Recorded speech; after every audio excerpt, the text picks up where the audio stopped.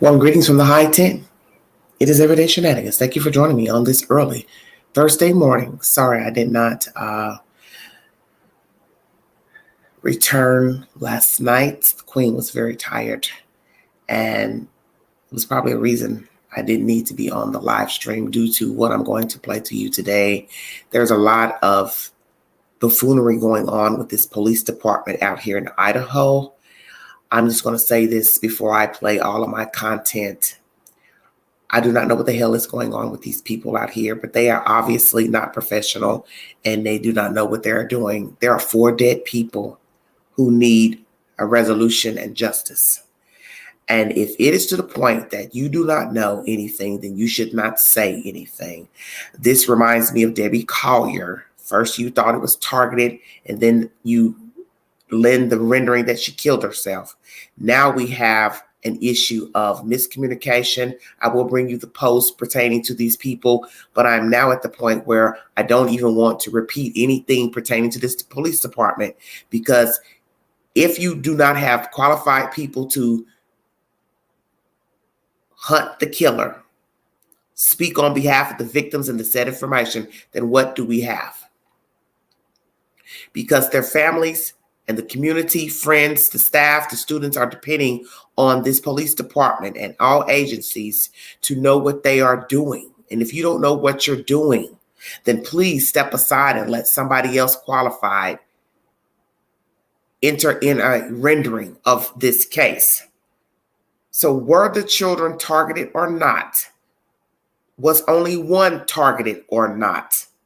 When you say the house was targeted, well, that makes no sense because the house is just an entity. It only has validity with the people that live there. So what the hell are you all talking about? I'm very frustrated this morning. I'm frustrated because this is ridiculous to me. Because let me tell you what's going to happen. The killer is going to start to play mind games with the viewing audience and the police department. Now that he knows that you all don't know what the fuck you're doing out there and you have to retract statements, and he's going to start playing games with the police department and the newspapers, because this is what they do when they realize they don't know what they're doing, which is the police department. He will possibly send a letter to a local police department, agency, newspaper. He will let you know that you don't know what you're doing and that you won't catch him. He will be in people's chats on Facebook, YouTube. I'm going to bring you that set information where somebody believes that he was in a chat group.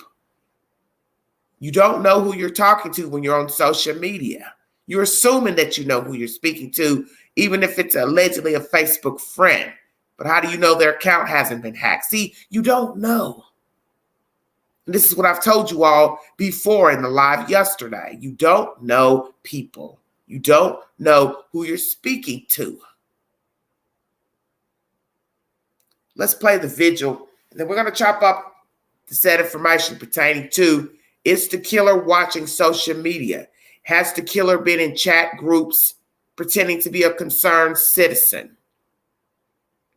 Will he kill again? Is this the start of a serial killer? Is this somebody that the children knew? Did the children upset someone, piss off someone, rebuff someone?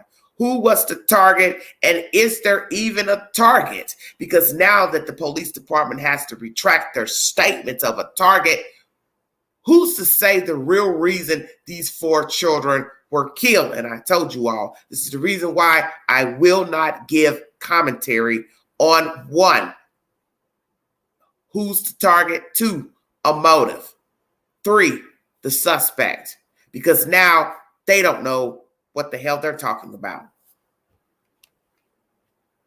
Thank you all so much for joining me. Prayers to the families, the friends, the students, the staff, and the community of Moscow, Idaho. And I didn't write any of the funny stories that we talked about that is service. But I would like to start by saying my name is Stacy Chapin. I'm Ethan's mom. I'm here tonight with my husband, Jim, Ethan's dad, and his brother, Hunter, and his sister, Maisie, who are also vandals. I think you knew he was a triplet, and they all go here as well. Okay. We want to start by extending our deepest condolences to all the families impacted by this tragedy. It's hard that we are without these 4 beautiful kids with us tonight. We're here tonight because the University of Idaho is a special place for our family personally. Our triplets enrolled here together because of the small town feel, the beautiful campus, and the Greek system. Those were all mandatory must-haves when picking a school. We visited a neighboring college, no offense if there's any coots here. And it felt big and logistically challenging to our family. However, when we arrived on this campus, parked, got out, we all agreed, yes, this school is perfect for us. It feels right. The people here were kind and welcoming when we showed up for orientation, and we knew as a family that we'd made the right choice. The circumstances that bring us here tonight, they're terrible. The hardest part, we cannot change the outcome. And as a family, as a Chapin family, it's important that we share Ethan's legacy and talk about the impact that he made in his young 20 years or his short 20 years. So this is where we choose to focus our energy because we are now Ethan's voice. What I want you to know is that our family is no different than probably all of your families. We sat at the dinner table when time permitted. We played games together. We traveled. We hauled our kids to every sporting event imaginable. We had cribbage tournaments, pickleball competitions, and basketball shooting contests. We surfed and spent countless hours in our boat listening to country music, which was Ethan's most favorite thing in the whole world. We hiked.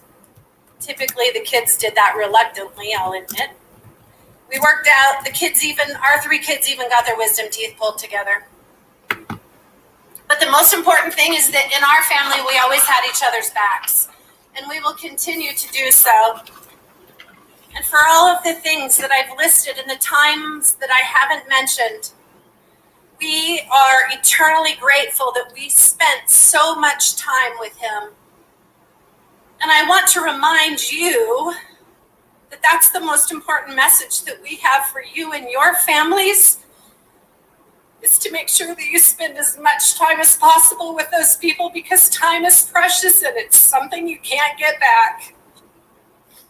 It's really important. This is our message to you. It is really important that all you kids and all kids across wherever, even we've told this to our own 2 kids who are still vandals, you have to put your energy back into achieving your goals. Well, Ethan tolerated school. For those of you guys who knew him really well, he tolerated school. He loved the social life, tolerated class. He understood the importance and would want all of you to continue to focus on your futures and your ambitions. Once again, I want to thank the police, the FBI, the Idaho State Patrol for their continued efforts.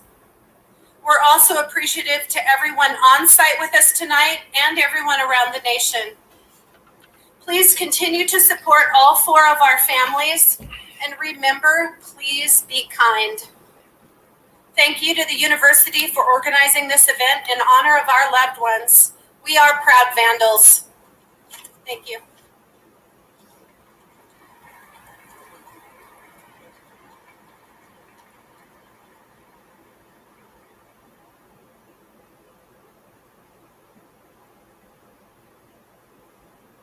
I'd now like to invite Kaylee Goncalves' father, Steve Goncalves, to the stage.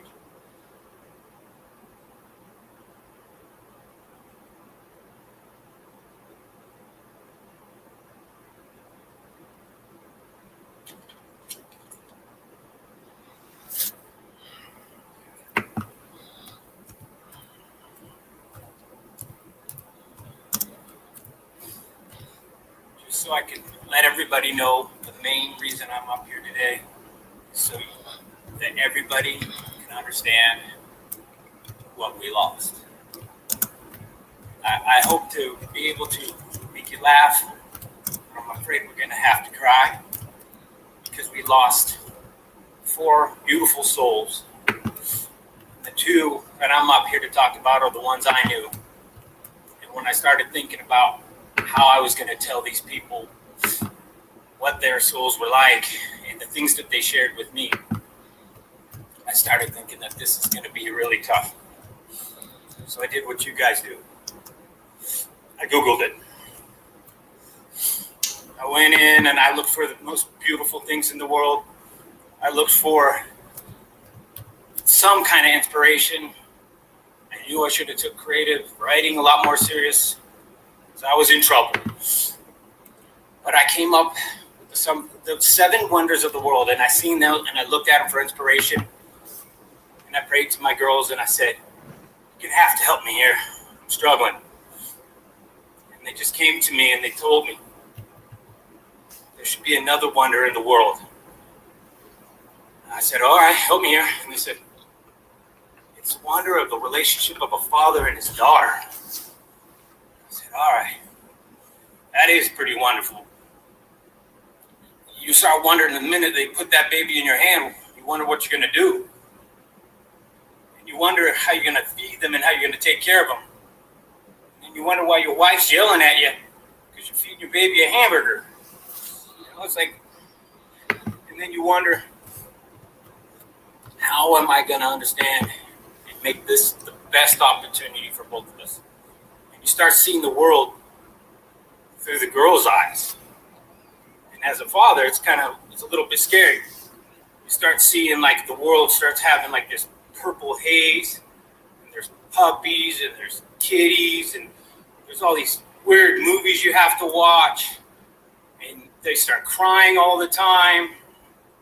But you start falling in love with this world that they build.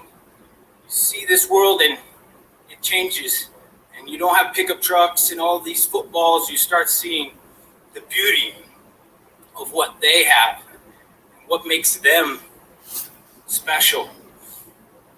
So when I was trying to see this world and I was trying to picture what my daughter would want me to say, she would want to say that she loved designer purses and brand new shoes and all these things.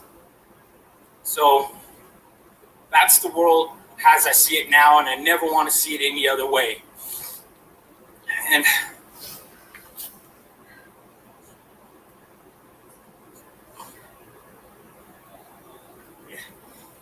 one of the things is my girls, they gave me a sense like, don't go up there and embarrass us.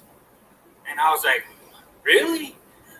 All right. And they're like, just can't be a Chad dad.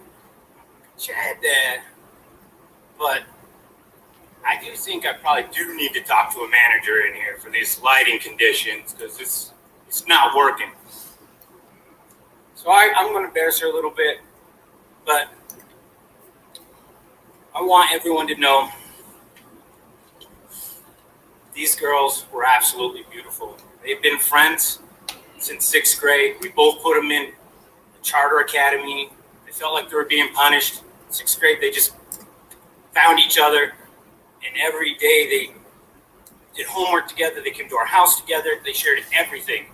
They convinced us. They made a proposal to go to high school, to a regular high school. So then they went to high schools together. Then they started looking at colleges. They came here together. They eventually get into the same apartment together. And in the end, they died together in the same room, in the same bed. And it's a shame, and it hurts. But the beauty of the two always being together is something that it comforts us. It lets us know that they were with their best friends in the whole world. And it's like a book. It's like some kind of terrible chapter, but there's beauty in it. And we're going to get our justice. We're going to figure this stuff out. This community deserves that.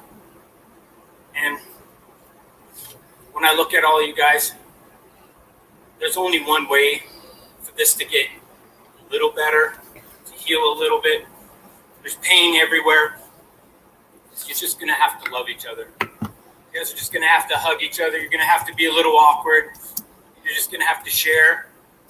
And the only cure to pain is love. It's the only thing that's going to heal us. That's the only thing that's going to heal you. So all I challenge you in the next week, the next days, is just go out of your way and tell someone you love them. Love the people in your room that you go back to, your apartments, your house. And that will make a difference. And that's something that they can see where they're at right now. That you changed your life just a little bit. You're a little bit nicer and a little bit kinder. Thank you.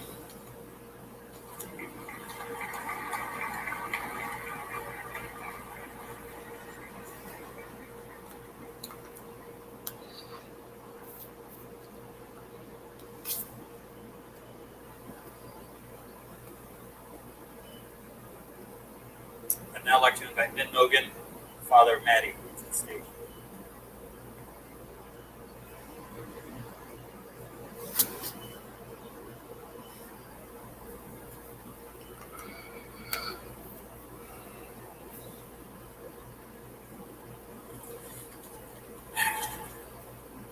And when they told us we were all gonna be talking, I said, man, I hope they don't have me talk after him. He's really good at talking. But Maddie May, she was the first grandkid of any of her grandparents. She was Karen and my only child that we ever had, and so she got, everything she ever did was such a big deal, and she was just such a happy, such a great kid, such a perfect little baby, and so just smart and funny and beautiful. She was just nice to everybody, and when I would meet people, ever since she was first born, and when I meet people, they say, tell me about yourself, or you're just trying to get to know someone. The first thing I'd say is, well, I have this daughter, and she's here's a picture of her. She's on the dean's list at college, and she works hard, and she has all these great friends in the sorority, and she's, I just would tell them all about Maddie. I wouldn't even, they walk away from it like, I don't know anything about him. We know all about his little girl though, and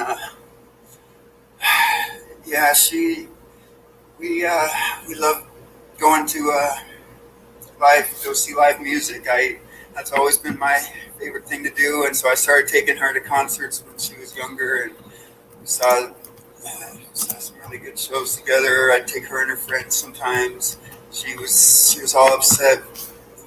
Mac Miller was going to come, and she couldn't get tickets, and it was all sold out. I didn't know what I was going to do, and I entered all these radio station contests, and like the night before it happened, I won 4 tickets and got to bring her and her friends, and they were meet and greet tickets. We got to go and meet them after the show, and that was the happiest memory I could think of that we shared together was that. And she kept on going to shows. They'd go to Watershed, her and her friends, and yeah, she traveled to Canada to go to a music festival. She loved going to music like I did, and she always worked hard. She started getting jobs when she was just like barely even a teenager. Her mom had to fire her whole housekeeping staff of the hotel that she managed, and so Maddie and her friends stepped up, and the next day they were all in there cleaning rooms, which is a hard job. I did that for like 2 days. I was like, nope. And but those little girls were in there cleaning all summer long, cleaning all the rooms, and from then on, she always had a job. Like not all of that age of kids are all out there working all the time, but she sure was. She'd always work hard and make her own money and buy her own cars and pay for her own gas. And and I wanted to, when I was up here, I wanted to make sure to mention Jake. She got to have this. It was really her only real big relationship she had in her life was with Jake, who is such a great guy, and I'm so glad that she got to just have at least a little taste of what it's like to be in love with someone. And he's just a really great guy. They treated each other the way you're supposed to, and yeah, I was really proud to just call him my daughter's boyfriend, and maybe someday maybe they would have gotten married. You know? It seemed like it at least, but yeah, I just want to thank, like they said, thank all the people working on trying to figure this out, and it really means a lot.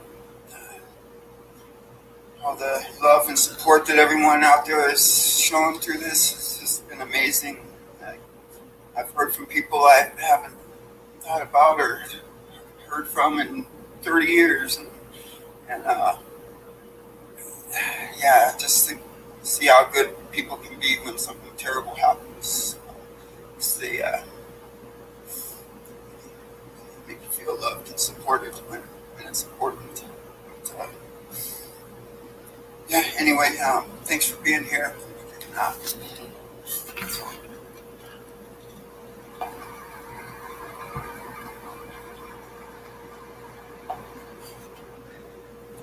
Sorry, so low. The content audio was very low. But anyway, this is Families of Victims Speak at University of Idaho, Vigil. King 5 is the source. Frog, what are you talking about? What was said?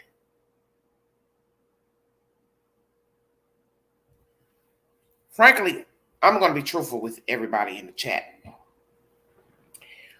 When I start getting conflicting information from people, because I keep telling everybody a story is just that, a story. It's a version. You don't know what's the truth, what's not the truth. You're hoping that the people in the story are telling you the truth about what they're discussing.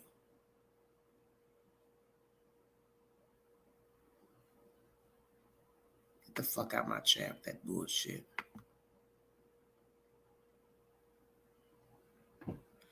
The point is, oh Lord. Hold on, you guys. I'm starting to get pissed off. Get the fuck out my chat with that bullshit. There are 4 people dead. You don't have anything constructive to bring to everyday shenanigans? Get out my chat.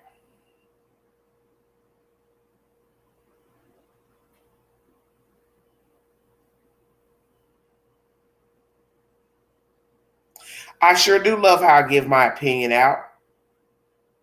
Troll. Hold on a minute, sweet tea.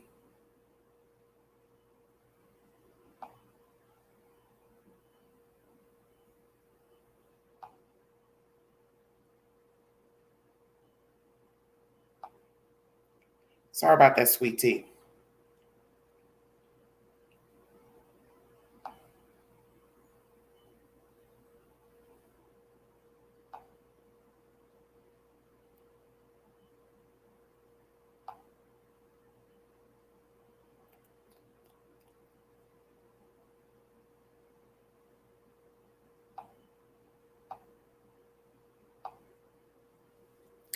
So you have to be very careful about this information when you're dealing with a psychopath, sociopath. You don't know what is going on with these crazy people out here trolling the chat.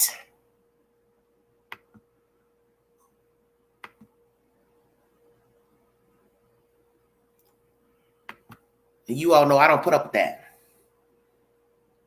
Anyway, prayers to the families, students, friends, faculty, and the community.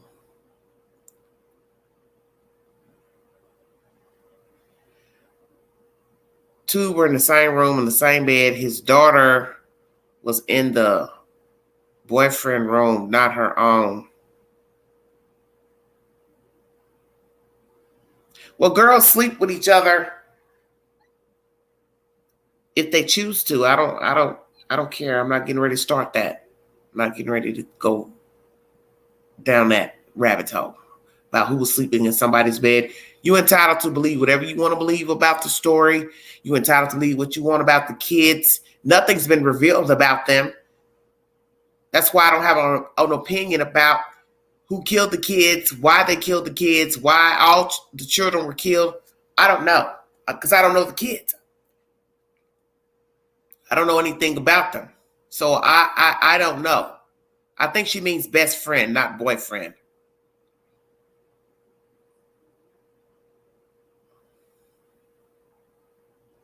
I don't know. I don't care. I'm not going to indulge in any gossip about these kids until I get something ironclad, because nothing has been revealed about the children. Nothing's been revealed about nothing. And now they're having to retract statements. I'm going to go ahead and read that because I want to get that out of the way, because I'm very irritated now with this case, because this case is looking just like, hey, Nubian, let me tell you something. Y'all know how I rock. I will block your ass. I will block your ass. Because I don't play funny games in no chat about no dead people. Now, them other YouTubers will let you sit up there and troll their chat with all that goofy stuff. I don't rock like that. Because these are dead people, and anybody that's watching this story should know that could be you that somebody's discussing on the news. Don't get it twisted. Don't think it can't be you as a news story or a YouTube video. Because right now, we don't even know what the hell is going on. And now the fucking police is retracting statements. The detectives done said stuff that they didn't mean to say. And this is the shit I'm talking about right here. You don't know what happened in that house. We don't know who was a target, not a target. Because now the police is having to retract what the hell they've said. So I am not getting ready to pass no gossip about who was on first, who was on second, who was in whose room sleeping with each other. Girls can sleep in beds with each other. I'm not getting ready to insinuate nothing because I don't know these kids. I'm not.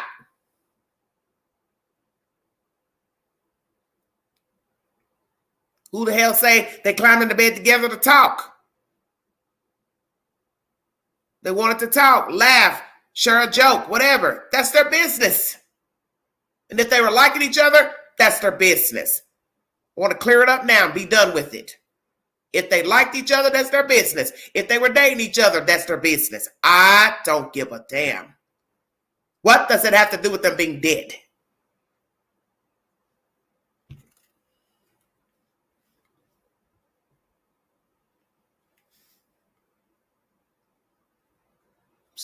This case is pissing me off already. To wake up to all this nonsense and these people don't know what they're talking about, then you shouldn't be speaking. Let me read you the latest statement, and then I'm going to bring you Brian Inton, and he's going to recap just a brief news cap of what I'm reading to you now. Thank you for joining me. If you'd like to donate to this great network, $ began to 129 Cash App. All stickers and chats are welcome during this live. If you're looking for fluff TV and made up stories, you're on the wrong channel, and I'm going to tell you that right now. Check yourself out of here. Because I'm not here to be bringing no gossip and he said, she said on stuff. This is the reason why I don't repeat that stuff. Because if the police can't tell me nothing, there's no way I'm going to sit up here and start all that gossip shit about what Pookie Ray Ray has to say. Because right now, I've heard nothing negative about the children. The police have brought us no information about the children. They're now having to retract their own statements about it being a target, not target, house target. I'm done. I'm done.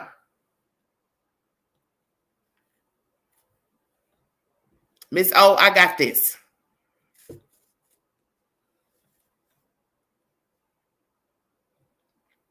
Morgan Romero reports 7 hours ago.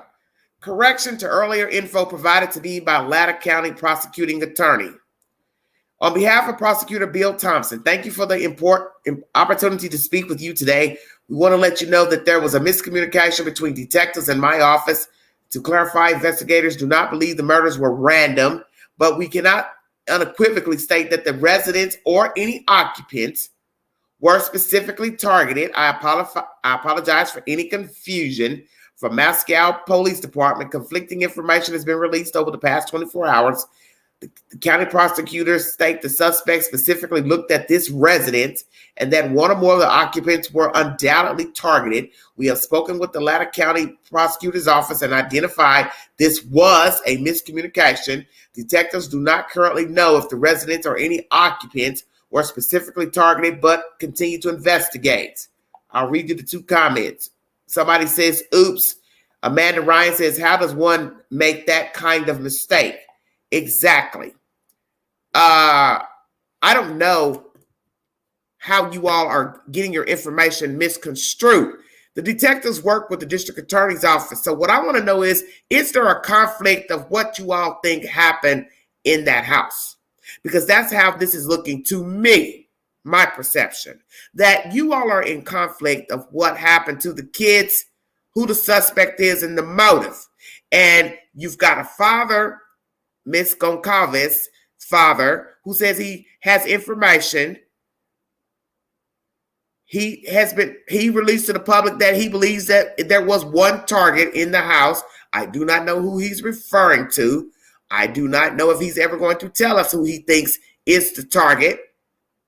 But nonetheless, did you all tell Mr. Goncalves that there was one target in the house, and who was that? Or is he making that up? What is the truth? Was there one target or not? And when you say the house is target, the house is an entity. The people make up the house. So what is the truth and not the truth? You've now retracted the statement that nobody was targeted, no house was targeted. So what is going on with you all? I believe you all are in conflict of what you all have found, and somebody don't want it revealed, or you all are in disagreement on the information of the target. You all need to get it together, because you're releasing this information to the public and people want to know what the fuck happened to these kids.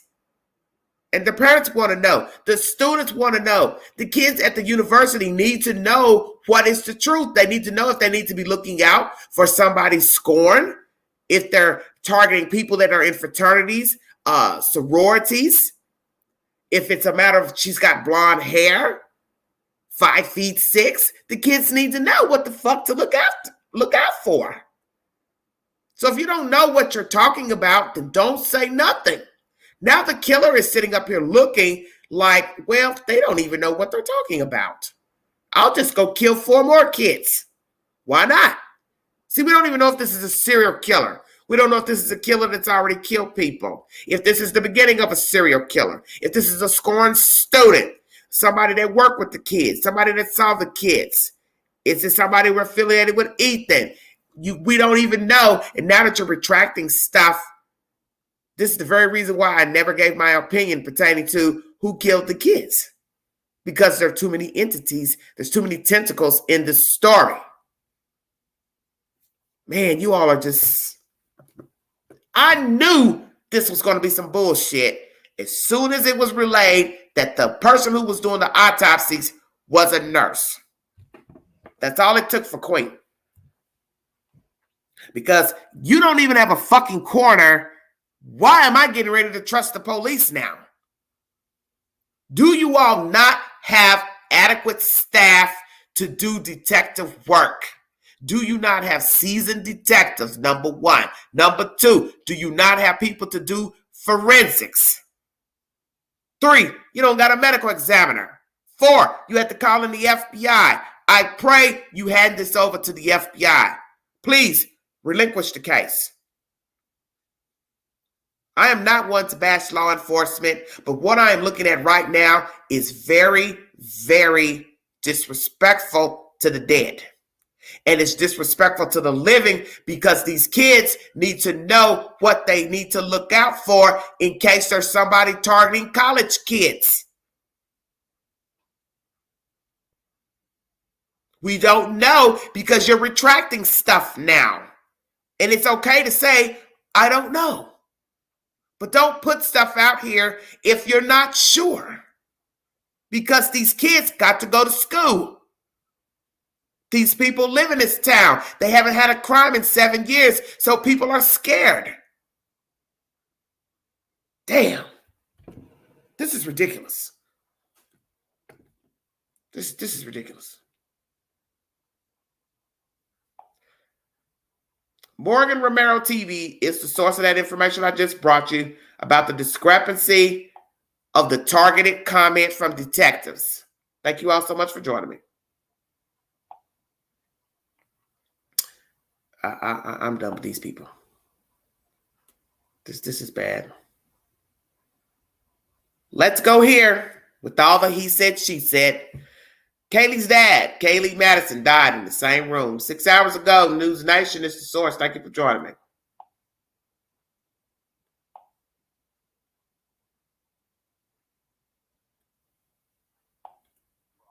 Theories with the bedrooms. This changes a lot of that. I'm assuming the police didn't necessarily want that information to get out, but it was said tonight at the vigil.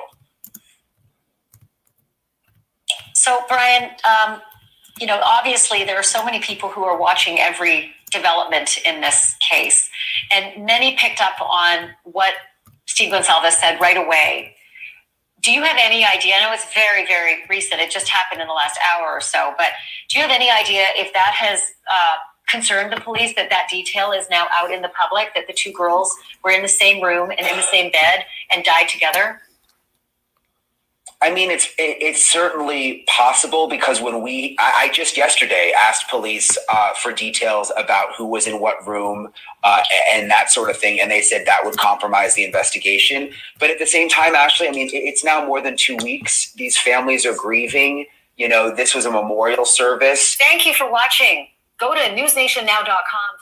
News Nation is the source. News Nation will be the source for most of this information during this live stream. Do you all think the father should have told that public arena that his daughter and her friend were in the bed together?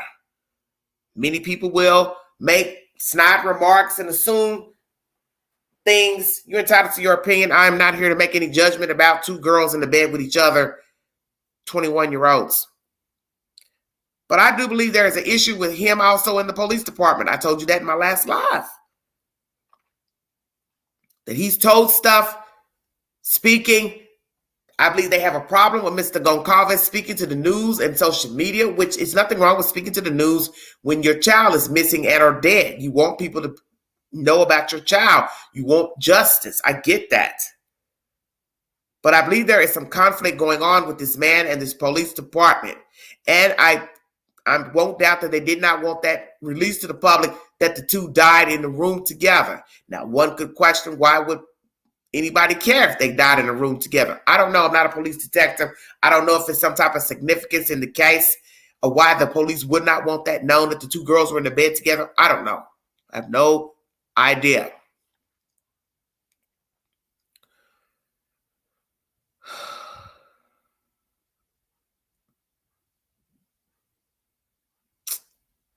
Here we go.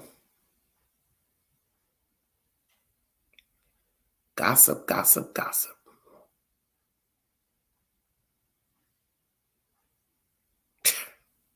People get up in the AM to gossip. Sad to me.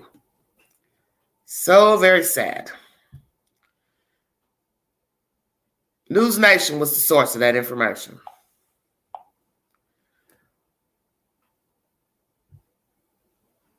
Internal miscommunication in Idaho murder case, police say. News Nation is the source. Thank you all so much for joining me.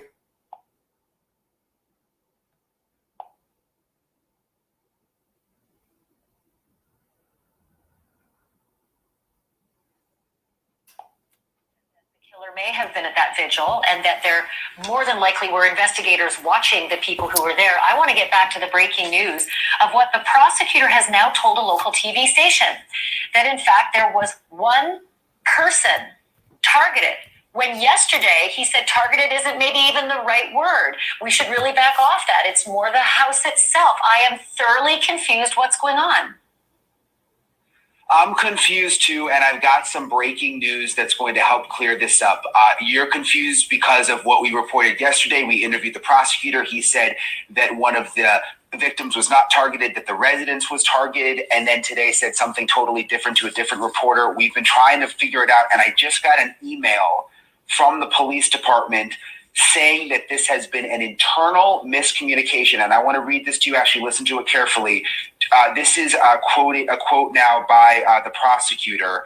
"Thank you for the opportunity to speak with you. We want to let you know that there was a miscommunication between detectives and my office. To clarify, investigators do not believe the murders were random, but we cannot unequivocally state the residents or any occupants were specifically targeted. I apologize for any confusion." And then it goes on to say in big, bold letters, "Correction.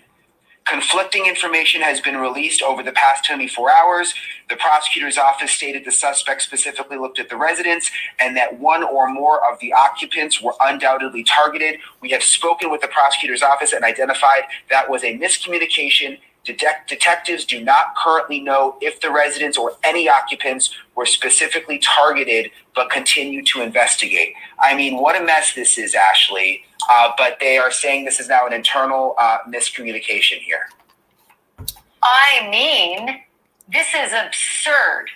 This is absurd. This is serious business. There are families grieving. There are students and teachers and administrators and locals in Moscow who are terrified about this person who's out there. And we have been meant to, trust the police information that there's no huge risk to the public, that there's a targeted attack. But then we really don't know if that is so reliable, because just within the span of 24 hours, two entirely different stories. So I think this is just extraordinarily upsetting and confusing. And, this is serious business, what's happening. These people are afraid and they have the right, to appropriate information. Let's get to what Steve Goncalves said at the Vigil tonight. That was also something that just really surprised me.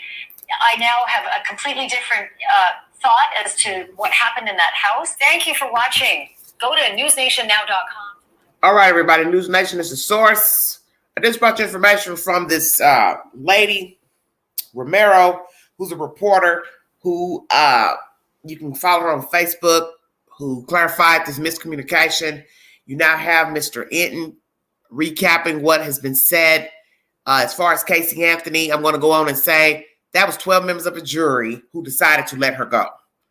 I believe the prosecutor put on a good case pertaining to Casey Anthony. And it was those 12 members' choice to find her innocent. Baez did whatever he had to do to get his client off, which was bring in reasonable doubt of different people who could be the culprit. That's what he did, and they obviously believed it. Now, as for this case, I don't know what the hell is going on. I'm starting to wonder if indeed the police department is upset that the fact that they told Mr. Goncalves something personal, such as someone was targeted, and they were not expecting him to release that to the public. So now they're retracting their statement when indeed somebody was targeted. But they want to retract it because they didn't intend for it to get out. Is that what is going on in this case? That one of the kids was a target and they did not intend for that to get out, that it was one. Because when they say it was targeted, that means I'm not clarifying who and how many. Okay? Who and how many. But when Goncalves decides to speak, he clarifies one. And perhaps that this could be the truth. And the police had no intention of that being repeated. So maybe they're wanting to retract anybody being targeted because they realize the investigation is now compromised by Mr. Goncalves speaking of one victim being the target. Is that what is going on out in Idaho? This is a fine mess. And as Banfield has said during this commentary, these are people's lives. We have other children attending the university, and the children need to know what the fuck is going on because they are students there. They need to decide if they want to continue going to school here, go back home, do something else, transfer to another university, and naturally going to any other place, anything could happen.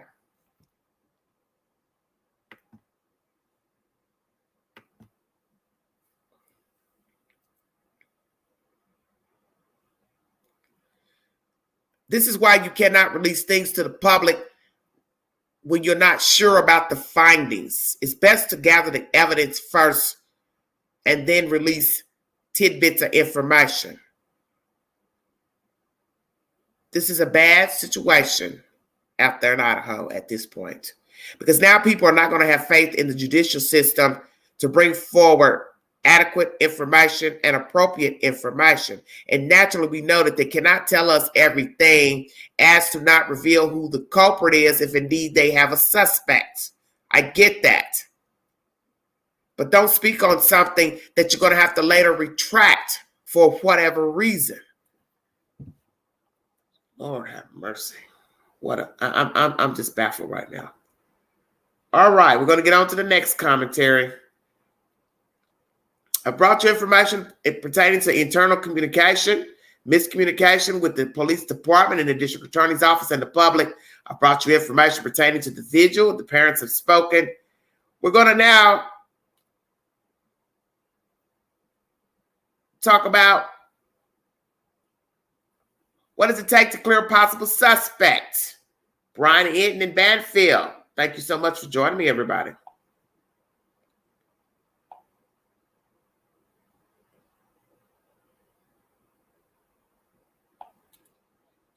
And we'll back up a little more here. There's another way in downstairs too, Ashley. So what's key here is that there's a sliding glass door on the second floor of the home that becomes the ground level as you walk up the hill. And then directly above it, there's another sliding glass door on the balcony. So it's possible that the kitchen sliding glass door was open. It's possible the killer might have gotten to that balcony.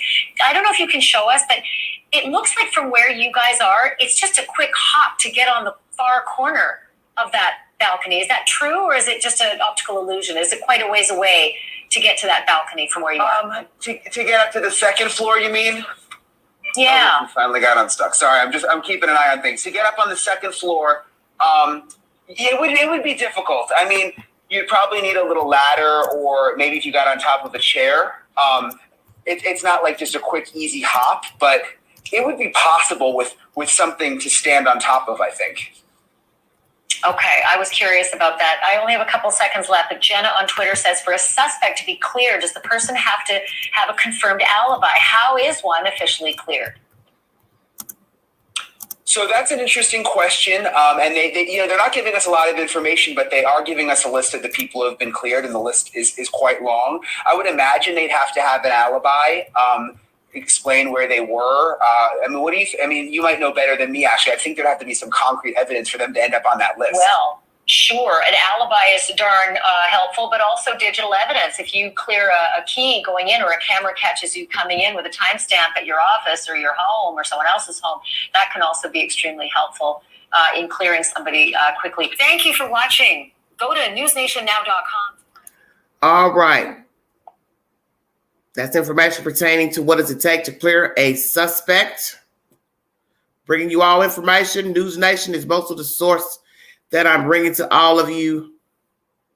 Let's talk about the vigil.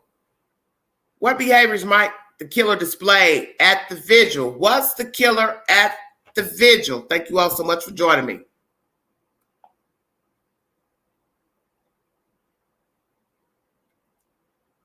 I wouldn't be... if you were trained in what I would suggest looking for would be the facial expressions and the true expressions of sadness or grief. But those are specific things you need to look for. And I wouldn't be, I wouldn't think those officers would be trained extensively in that enough. So it'd be really tough to look for something like that. I think especially since everyone knows that they're being watched, and your behavior changes when that happens.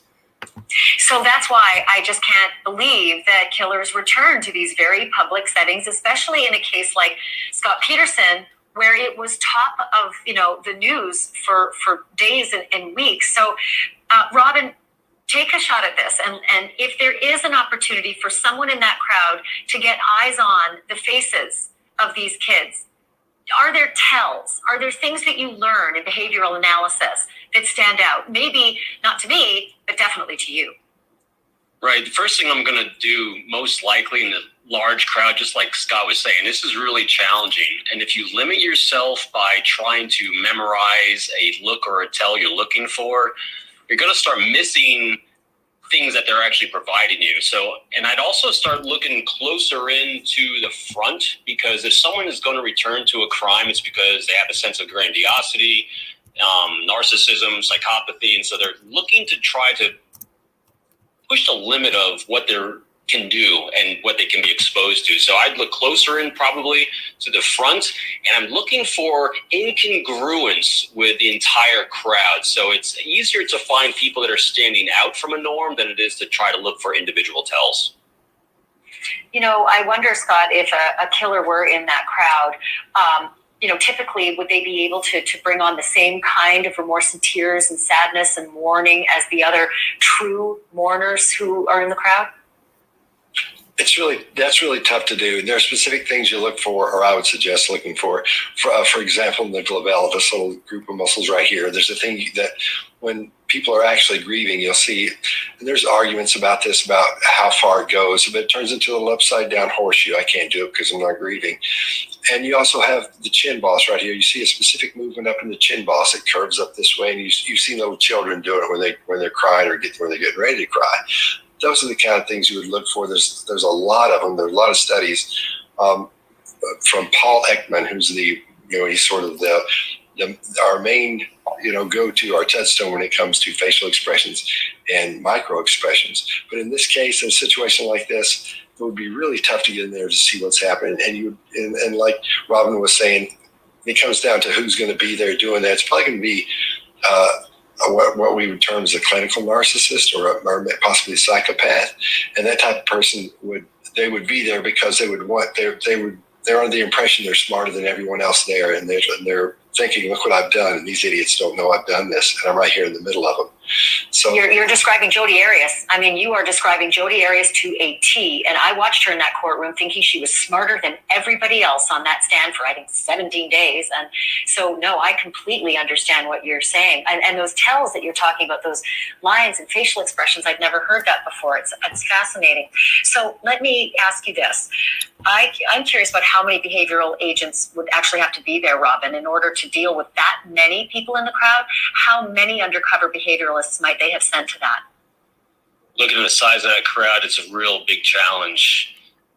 The challenge is not just the number of behavior experts you're sending to assess, it's the level of expertise they have, the number of people they can actually accurately observe and pick up on these incongruencies, and also the number of people they can insert and not change the behavior of the crowd themselves, because that will give them potentially false positives. So that's a tough one. I typically wouldn't want any one person more than 10 or 20 people to observe. But again, it depends on the length of time they have.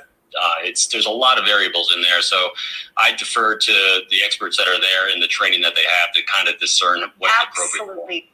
Just fascinating. And I have one other question, Scott, and that is, would they look for physical evidence left behind at the vigil? Would a killer want to leave some kind of a secret signature as to everywhere he's been, just to have a connection to that vigil?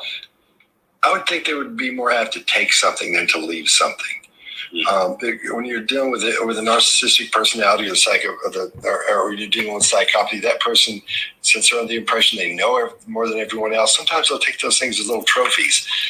Sometimes you'll hear from crime scenes, people will take, the murderer will take, part of a piece of clothing or yes, exactly, part of the finger or something. Thank you for watching. Go to newsnationnow.com. Was the perpetrator at the vigil or watch the vigil per TV, social media? Nubian, what are you talking about? I don't understand what you're saying. The perpetrator is going to be watching what's going on because he's going to feel like he has gotten away with murders. He's going to watch TV, social media, the news, articles, because he wants to know what detectives have. He wants to know what people are saying. He wants to know what the family has to say. He wants to know if they are close to apprehending him. What fool would not watch the news? So naturally, he's going to be on social media. He's going to be in chat groups, possibly YouTube, Facebook page groups, pretending to care. He possibly was there. He may have showed emotion as if he was grieving, and he may have been looking around, trying to figure out who's watching him. You don't know because we don't know the perpetrator. I've often said that in my lives recently. Did the perpetrator take a memento souvenir from the crime scene? Why would he not? Stay woke. He had time to walk about this house and take things. Somebody in the chat's going to tell me nothing was stolen. You don't know what the fuck was stolen out of the house. You weren't there. So you don't know what was stolen out the house. Could have stole anything out of there. A underwear, a t-shirt. Could have stolen a bra. Come on, get serious. If there are no cameras inside of that house, you can't say he didn't steal anything out of the house. In no way you want me to believe he killed 4 people and he didn't take something out of there. Why not? Could have cut a piece of hair off of one of the girls. Could have took a piece of flesh, not to be disrespectful, but this person is diabolical, so you can't say what he did and did not do. Is it a female? I don't know. Is it a tag team? I don't know. I've made no claims in this case. I will not give a rendering in this case because there's too many moving parts. And now that the police have retracted that it's a target, I cannot say who killed the kids, why, who, what, blah, blah, blah. I'm not going to. Because my better spirit told me, don't assume who's the killer and a motive. I don't know the kids. I don't know what they were doing. I don't know their friends. I don't know their family. I don't know who lived in the house before them. So you have to add all that into a profile unless you've got a definitive answer to the killer. Video to say this person was on the property. This person was walking around. This person was hanging around. Their car was there. But if you don't have anything like that, you now got to assume who the killer is, why they were there. And I can tell you, he killed 4 people. Oh, he took something out of that house. I ain't going to sit here and think that he didn't. Because 1, you don't even know how long he was in the house. Some of you believe he lied in wait. Could have. Could have been somebody they knew that they let in. He doubled back. Left out, pretended he left, may have parked down the street, and then doubled back. See, you don't know because we don't even know who the hell the killer is. Did he overhear somebody reading the code to somebody? I don't know. So when somebody come in this chat and tell me he didn't steal anything, well, the parents said he didn't take anything. Well, do you hear yourself? You want me to believe that everybody's parent knows what their child owns? Come on, get serious. Could have taken a bottle of perfume, a sock, a shoe, a purse, a letter, a diary. You don't know what he took out of there. And killing 4, he would want something out of there. Why not? Why would he not want something out of there? I got to have something to remember my feet. This is a glorious moment for this fool. Hell yeah, he's going to take something out of that. Thank you for joining me. Let's continue this information.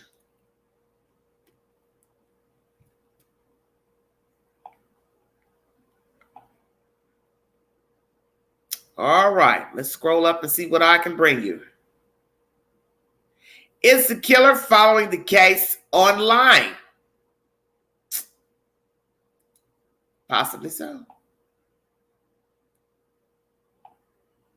Good morning, Sylvia. Thank you for joining me.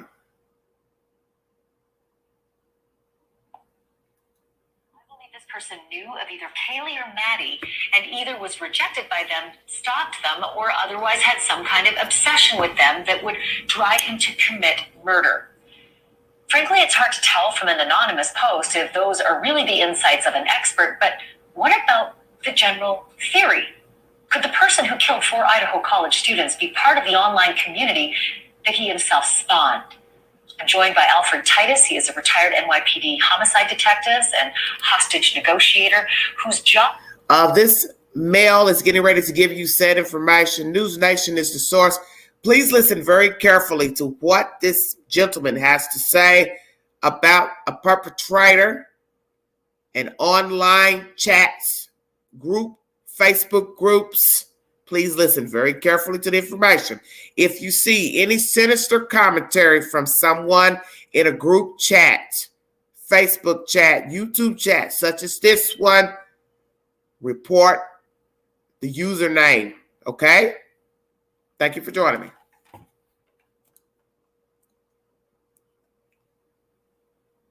Titus, he is a retired NYPD homicide detective and hostage negotiator whose job it was to get inside the minds of killers. He now consults with law enforcement and is a professor at John Jay College of Criminal Justice. Alfred, thank you so much for being with me. Simple question. What on earth would a killer get from going into chat rooms and actually participating in theories? Yes. Well, first of all, thank you for having me this evening. A killer would go into these chat rooms, get involved with the conversations to try to stay ahead of the investigation. A lot of times there's information coming from different sources that the killer is aware that he may miss. And in these chat rooms, everything is pretty much up to date, and it's a good source of information for the killer. Can I ask you if the cyber sleuths who are working as a group, and I call it crime sourcing. I mean, really, what it is, it's crowd solving. Is it possible that they are unknowingly helping this killer? Absolutely. It is very likely that the information they are giving him is helping him stay abreast of everything that's going on. He doesn't have to worry about monitoring several news agencies, several news stations, platforms. He can get all of his information from the online sources. And in addition to that, they're getting information that may not have even reached social media yet. And I'm guessing it would be a process that he would enjoy as well. Is there something that you can tell me about red flags? If there's someone watching tonight who's an avid participant in crime chat rooms and Facebook discussion groups about true crime, is there something that they can be on the lookout for, some red flags to show that somebody may be a little bit more than they're letting on?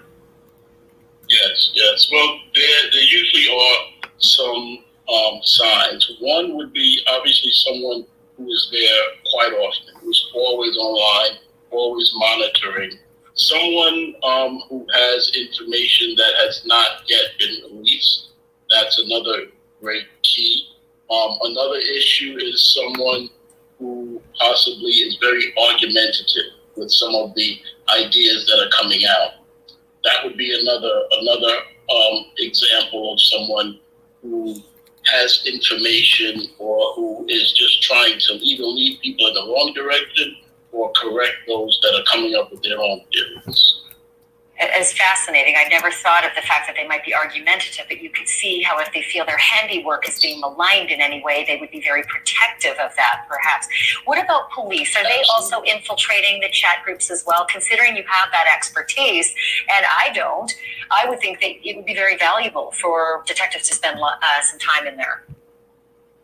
Yes, that is definitely occurring, especially with the FBI being involved. They have capability and the technology to monitor these chat rooms, these websites, and just keep an eye on everything that's going on. They may even be able to identify suspects too. Is there a usual cast of characters? I mean, look, I'm not going to suggest that there's loads of killers that are known out there to police and they just continue to watch them. But if police are monitoring these chat groups, do they look to certain people who they think could be because of past behaviors? Yes, absolutely. They have the ability to identify a person that's online and then do a complete background check on that individual and find out what they are really about. In addition to that, you have those individuals who are commonly on these chat rooms and these websites, and when you find someone who is new to the group or who has just come on since this incident, that would be possibly someone that you may want to pay a little bit more attention to as well. Thank you for watching. Go to newsnationnow.com. News Nation is the source. As this law enforcement official has said, beware of anybody that becomes combative in the chat pertaining to anyone's theories of who did it and why. Jenny Barnes, do you have a point you want to prove to the Queen? I'm not what you want, sweetheart.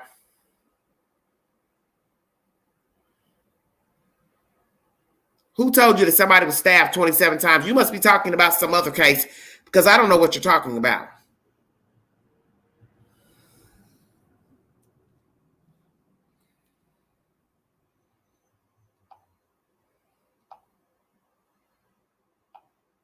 And what crack are you speaking of?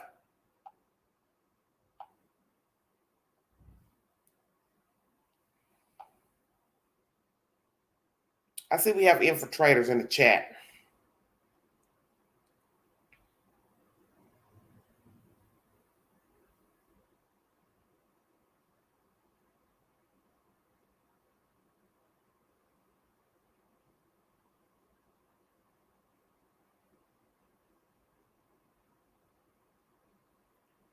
I want to know who was stabbed 27 times. I'm not going to ask again.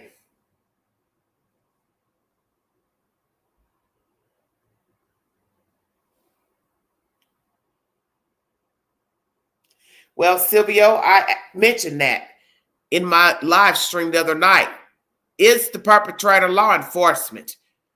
I brought you information pertaining to the use of the certain type of knife used. It is my understanding this is a hunting state, so many men may carry knives, but still, to me, carrying this big old gigantic knife around is strange to me. But I'm not a hunter either. I'm not a man either. And if I was to carry a knife as a female, which I have, I've never carried one that was a massive size knife.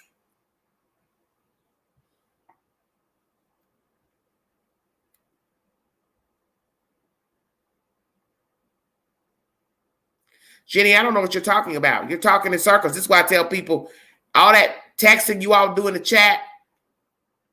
If I don't understand what you're saying, I don't understand what you're saying. I don't know what the hell you're talking about.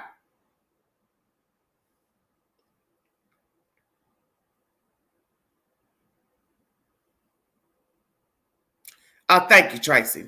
The killer's still out there. I don't have time for this.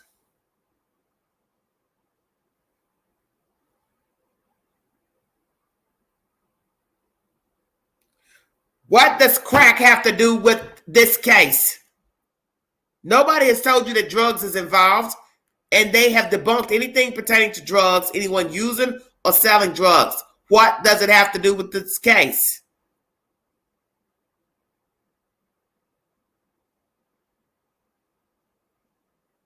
Nobody's mentioned anything about narcotics.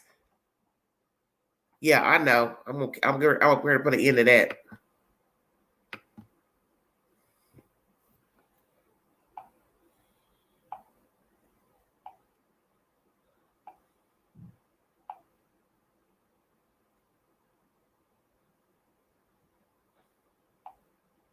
You can tell who don't really care anything about the people that have perished. All you have to do is watch the commentary. It tells you everything you need to know. We've talked about the behaviors of the person at the vigil. We've talked about people online. If the killer is online watching commentary.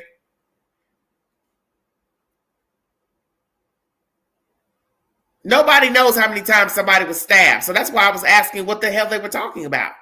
They haven't revealed to us how many people were stabbed, how many times a person was stabbed, who was stabbed the most. Just like In the Vigil, I was looking at the commentary, people sitting in there talking about one of the girls was decapitated. You have no business saying anything like that about any of these kids, because the news hasn't told us anything about who was stabbed the most, who was decapitated, or anything. It's very disrespectful. But see, this shows you the type of mindset that's out here. This is why I don't care for the live stream and letting people comment. Because you don't know who's in the chat. You don't know the mindset of the people chatting. And when you start getting people coming in the chat saying stupid shit and making up shit, it's disrespectful to the dead.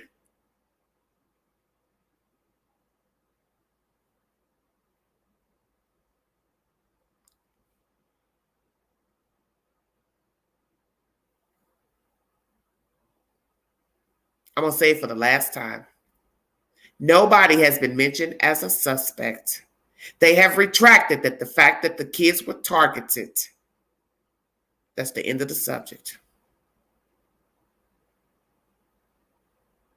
Well, they won't be hitting no link up here. I'm done with that too.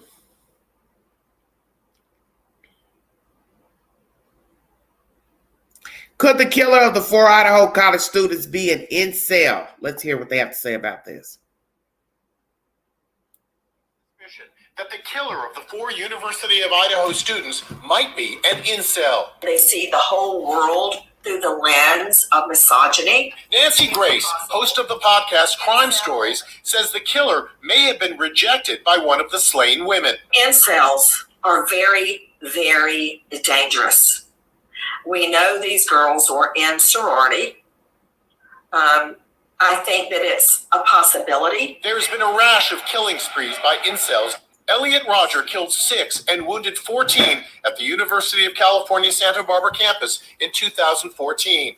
Pretty Idaho victims were also in sororities and posted rambunctious videos of life in their party house. If you look at the online presence of incels in this country, they are very, very negative and hate-filled toward beautiful women in particular. I spoke with Idaho State Police Communications Director Aaron Snell. Does an incel fit into the potential profile of this killer? We are not speculating on that at this point in time. When it comes available and when it's appropriate, we will release that information. Meanwhile, Steve Goncalves, father of slain Kaylee Goncalves, expressed frustration with the investigation on GMA today. You can't imagine sending your girl to college and then they come back in a, I don't know, in an urn.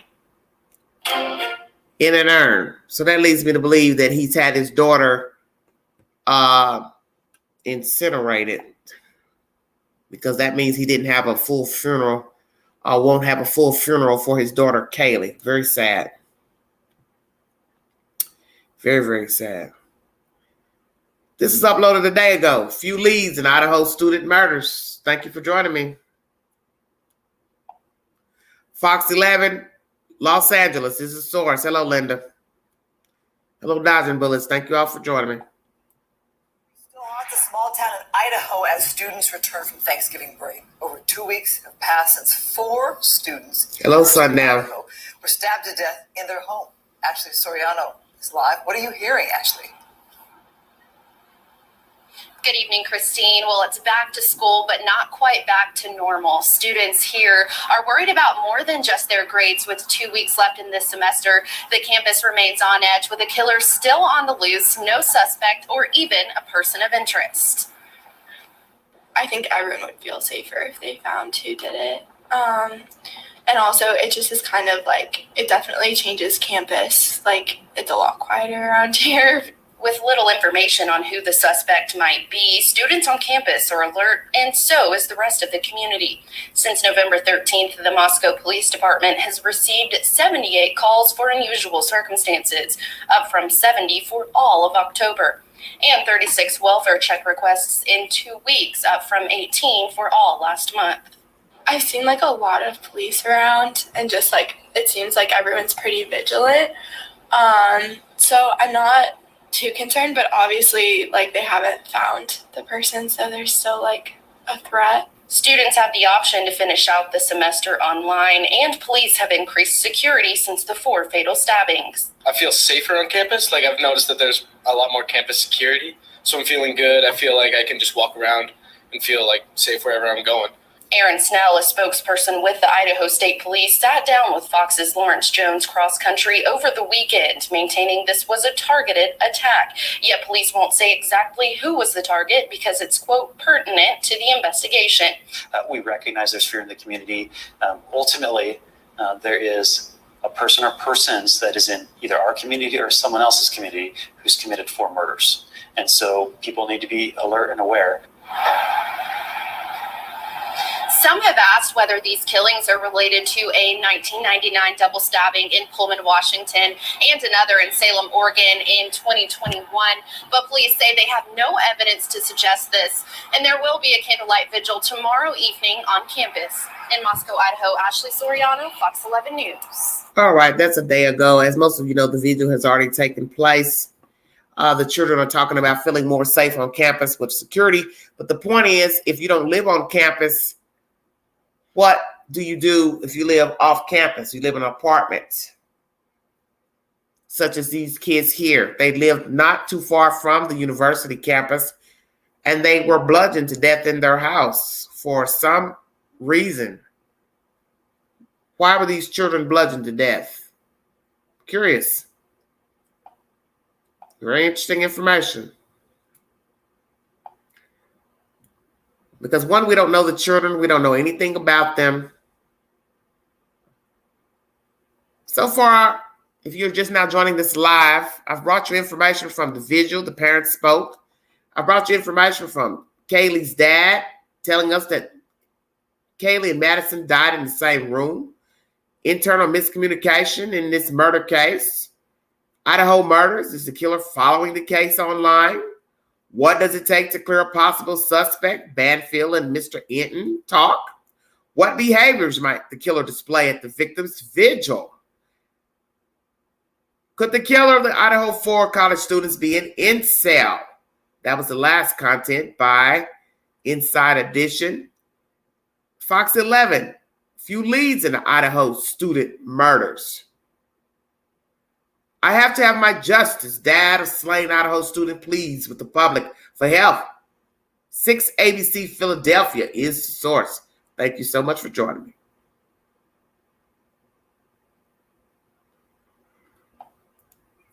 Sit-down interview, the father of Kaylee Goncalves speaking out after she was stabbed to death along with 3 of her roommates earlier this month. You can't imagine sending your girl to college and then they come back and her. Goncalves desperately hoping for some answers. More than 2 weeks later, still no suspects or murder weapon. I haven't earned the ability to grieve the way that I want to grieve. I want to be able to have justice first. Police say the University of Idaho students were likely asleep when they were killed between 3 and 4 a.m. and that the first 911 call was made around noon. It's terrible, but it was fast. And nobody suffered and nobody felt like that kind of pain. 2 other roommates in the off-campus apartment survived on the ground floor, according to police, waking up several hours later. Let me hear again what this father said. Hold on a minute, you guys. Have justice first. Police say the University of Idaho students were likely asleep when they were killed between 3 and 4 a.m. and that the first 911 call was made around noon. It's terrible, but it was fast. And nobody suffered and nobody felt like that kind of pain. 2 other roommates in the... Let me speak right there. That's the father speaking, Mr. Goncalves. Mr. Goncalves, I don't mean any disrespect, but how do you know your daughter and the other victims didn't suffer any pain? They were stabbed to death, sir. And some of the victims fought back, if I'm to believe the information coming from the police department and the nurse, who is a so-called coroner. I do believe they were in pain. I do believe they suffered, sir. So I don't think you should say that. It was fast. How do we know it was fast? I wasn't there, so I don't know. Yes, that's crazy to say that. It was fast. Nobody suffered. They did suffer. And if we're to believe that Ethan was up and found in the kitchen area, then you've got to ask yourself that he was up going to the bathrooms, getting something to eat, something to drink. He confronted the killer, or the killer confronted him. He saw the killer. How did it go? Was the killer trying to leave and they crossed paths? And Ethan is a big guy. So you have to ask yourself, how big is the killer? Stay woke, everybody. The killer's got to be as big as Ethan. Ethan was not a small person. He's at least 6 foot or more. So the killer's got to be at least that tall to take down a big old boy. Now we have the father here saying it was fast. How do you know it was fast? I would have never said that about my child or the other victims, because we don't even know the perpetrator, how long he was in the house, if it's a he, a she, a they, a those, if they tortured the victim, if they talked to the victim. I don't know because I wasn't there. But if a person fought back, I'm going to assume that they suffered. I do not know where they were stabbed. In the head, in the throat, in the ear, in the face, in the chest, in the arm, in the stomach, in the back. Somebody might have been sleeping on their side and their back when they were stabbed. Can't say they didn't suffer. Jesus Christ, I'm about done with this case. I'm about done with this. I'm about done with this. I can't deal with this. Because it's starting to become just crazy nonsense. Let me go ahead and finish whatever this man has to say. Philadelphia 6 ABC is the source. That kind of pain. 2 other roommates in the off-campus apartment survived on the ground floor, according to police, waking up several hours later, calling friends over when their roommates were unresponsive. This crime appears to be very focused, and the person had a comfort level in the house. So what do you have to do if there's not an immediate connection? You have to go to sort of a wider circle. With the killer still on the loose, some students feeling on edge. It is disconcerting that there is somebody out there who's done such a horrible thing and they haven't been caught. The university has announced that security on campus will be stepped up for the rest of the semester. That includes a safe walk program. Mental health services and counseling are also available. Rita Roy, ABC News, New York. Right, everybody. What's going to happen after this is over with? The semester's over with. Are you all going to go back to patrolling the campus, helping the people go across campus to different buildings? Because one thing we've learned about crime is that how you start is not how you finish. And that you may start out escorting people to and from class and this and that, but then as things get comfortable, time goes by, months go by, you go back to normal, and the threat is still imminent because you don't know people. That's the point of the story, whether you catch the killer or not. You can catch the killer tomorrow, but the point is, somebody else could take his place, because that's the type of world we live in.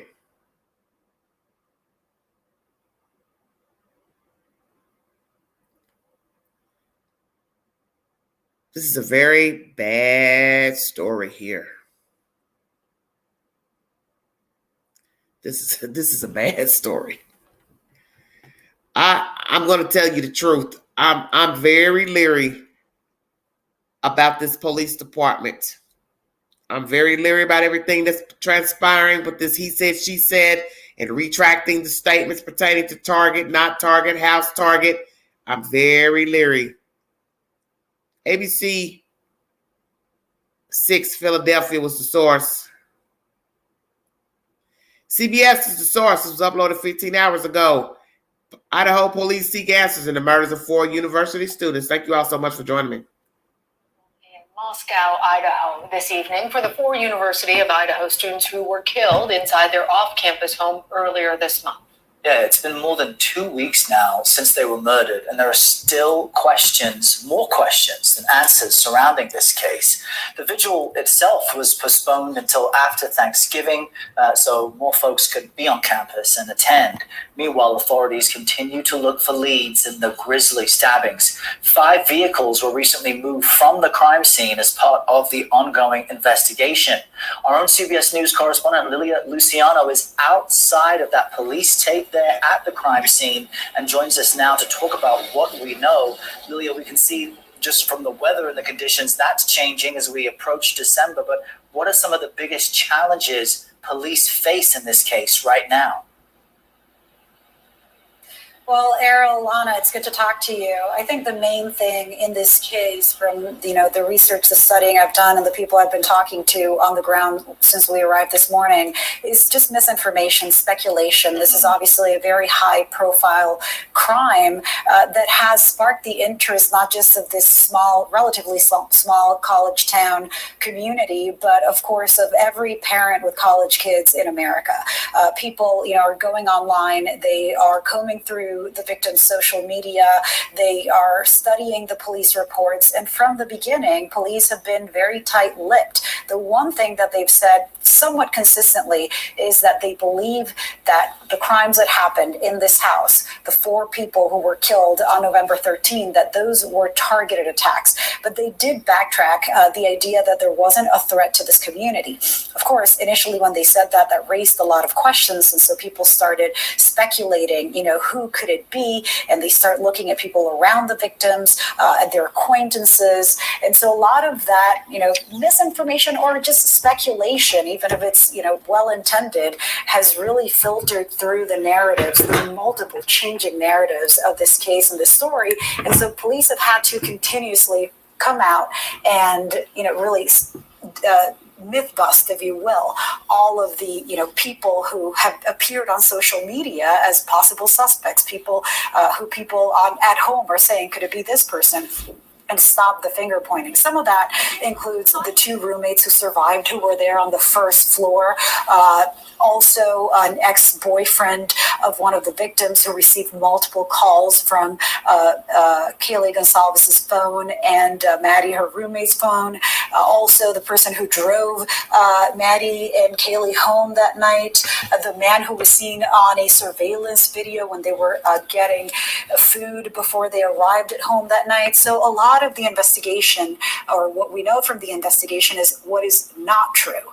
What police have said, we don't have evidence to support that or have ruled out those possible or non-suspects. But other than that, they've been incredibly tight-lipped about what they know. Well, it seems like, and Lilia, we've discussed this because there was so much confusion, especially since there was that bad information that came out in the beginning where they said there isn't a threat to the community, but they had to walk back a lot of that. So where does the investigation stand now as they've tried to eliminate some of the confusion that came from those early missteps? Well, right now they are studying thousands of tips that have come from the community. They are studying hundreds of pieces of evidence that they've gathered from here. As you mentioned during the intro earlier, they took away the cars of the victims. So right now they're just studying, trying to gather any information. But authorities have said that they're not naming a suspect. They don't have a suspect yet.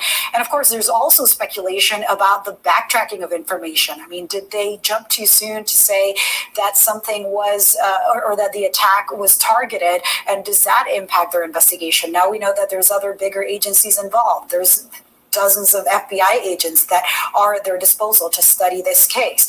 And the other big thing in this community is because clearly there's no suspect and clearly there's somebody at large who is capable of committing these gruesome murders, the community is on edge. Police this week said that they have been receiving an unusually high number of calls for suspicious activity, suspicious people. So people, are frightened. And because of that, a lot of students did not come back to campus. The University of Idaho is offering online or virtual learning for those students who did not want to return or parents who did not feel comfortable sending their kids back after the Thanksgiving break. But there's still a lot of people in this community. And of course, as you can imagine, a lot of people are frightened. Yeah, a lot of questions, a lot of concerns. Lilia, thank you. CBS News is a source. How many children have returned back to school after Thanksgiving? How many will not be returning back? This will naturally affect the economy there in Moscow, pertaining to children working from the university and in the town, living in the dorms and separately in apartments. The community is on edge. The campus is on edge, as it should be, because you don't have a suspect, you don't have an arrest. You've had to backtrack, targeted, not targeted. The father coming out saying it was a target. The father coming out speaking about the two girls being in the bed together. Obviously, that was information police didn't want. He's felt like the police has not talked to him about what's going on with the case because you're on social media talking. And of course, there's nothing wrong with a person wanting to get information out about their child and make sure the case stays, in the news. But if you're telling things that the police don't want revealed, that's going to be a problem. Or if you're telling things that you don't know to be truthful or factual, that's going to be a problem. The fact that there wasn't a coroner, medical examiner at the beginning of this investigation, to me, that's a problem. So was this a targeted murders? Were these targeted murders? Why would a person target one but then kill others? Am I to also believe that all were targets? Is this an issue of just jealousy and the person just knocked off whoever room they came upon? I'm going to kill these people anyway, just in case they see me leaving, blah, blah, blah. What's the truth? Personal, not personal. Mad at all, mad at one, mad at two, mad at three. What are we saying? What are the odds that two did survive? You can't dismiss the two that lived. I don't give a damn about somebody getting an attitude. It's facts. Two survived. So if I got a person breaking into a house, don't know which entry they came in, they walked from second floor, third floor, second floor, however you want to word it, whoever was killed first, why would they not walk through the entire house? Did they know that there was a basement that had other rooms? How long was the perpetrator in the house? Did they lie in wait outside? Did they lie in wait inside? Is this somebody that they know? Did they give somebody a code? Did they let the perpetrator in? Bingo card. What if we find out that they were talking to the perpetrator that morning and invited the perpetrator over? Conversation got dicey. Somebody got offended and stabbed one of the victims in the bed and then decided to kill everybody in the house. What are we saying? Because if I'm to believe that Ethan was in the kitchen, that means Ethan was up or he crawled out there or tangled with the perpetrator out of the room. So see, we don't even know if he confronted the perpetrator. The perpetrator confronted him. He was going to the bathroom. Does the room have its own separate bathroom? See, we know nothing. So you just sit up here and assume. This is where I have the problem with the case. You don't know any damn thing. But if we're to believe the account that I got from another network, that the girl saw the boy laying in the kitchen, then that means he was awake. Unless he likes to sleepwalk. I don't know. What's the truth? Did Ethan confront the killer? Saw the killer leaving. Hey, who are you? What you doing in here? Or was he up getting something to drink, something to eat? The killer bypassed him. Started stabbing him. And as I said, Ethan was a big guy. So that means the killer 9 times out of 10 holds the same weight and near height of Ethan.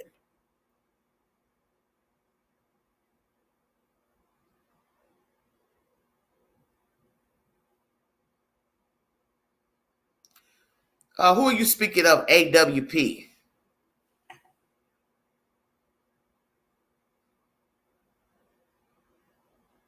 Bubsy, who are you speaking of, AWP? I want to know who you're talking about.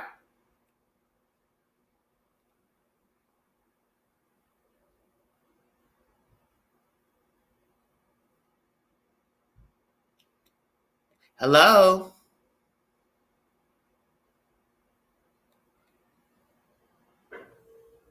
Well, I guess don't nobody hear me.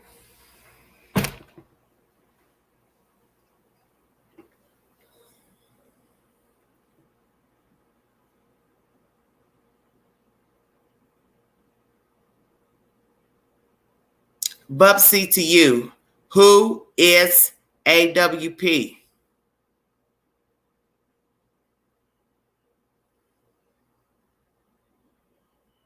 Oh, don't nobody want to answer. Okay.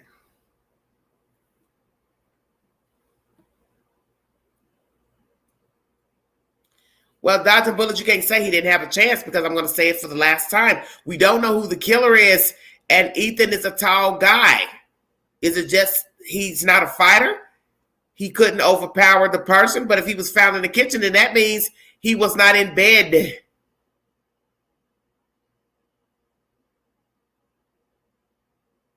I don't want to talk about them. Ventures with purpose. I don't think this case qualifies for that. These aren't missing people. These are dead people. All right, let's see what else I have to bring to you pertaining to this case.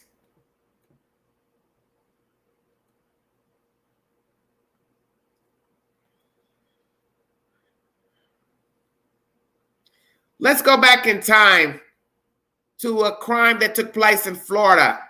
Gainesville Ripper killed 5 in 1990. Terrorized Florida campus. News Nation is the source. Thank you for joining me.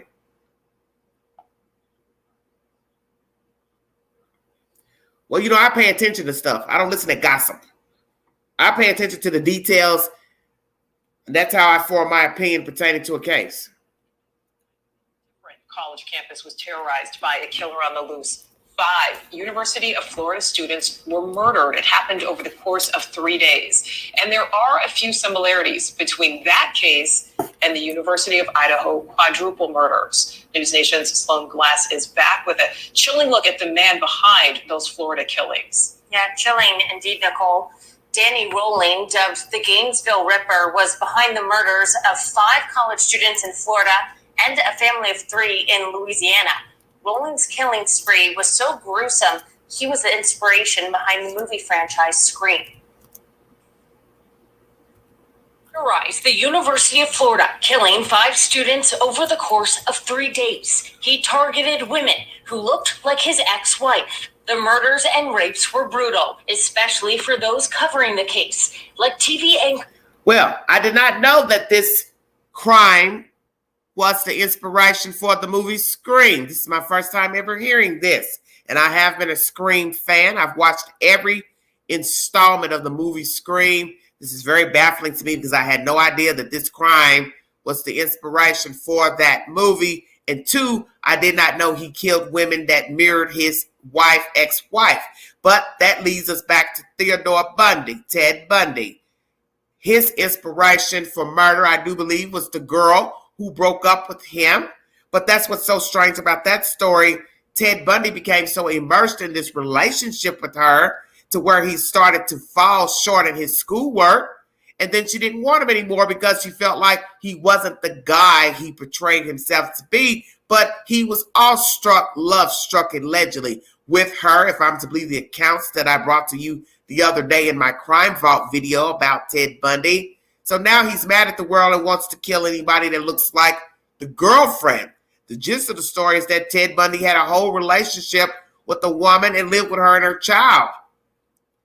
He eventually exacted violence with the said girlfriend, pushing her face down in the water on some type of canoe trip they took, showing you he was diabolical, and eventually he did not have control of his actions and his insatiable desire to harm, hurt, torture, kill. And she had to have known something's not right, because who would take your face and put it underwater? 2, who would strangle you during sex? I do believe I heard that many moons ago, if that allegation is true.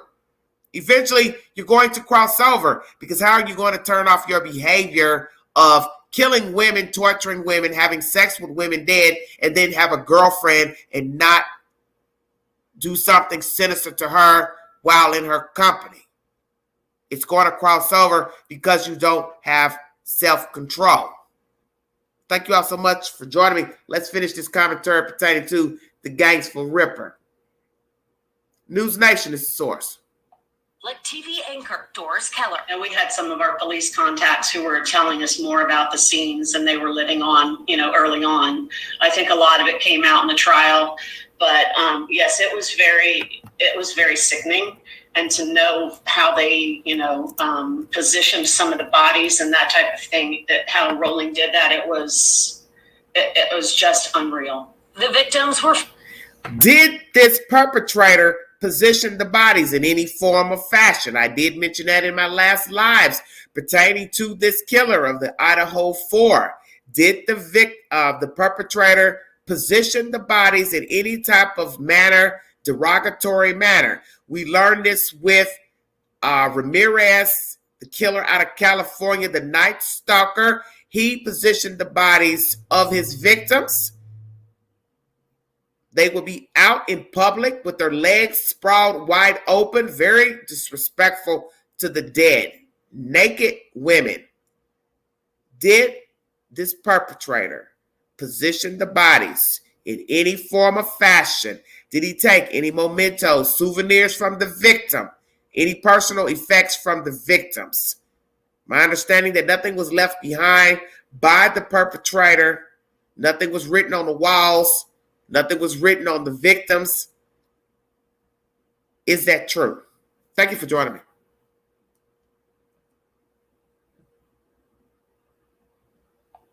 The victims were female except for in one case, when Rowling didn't know a male roommate was home, ultimately killing him too.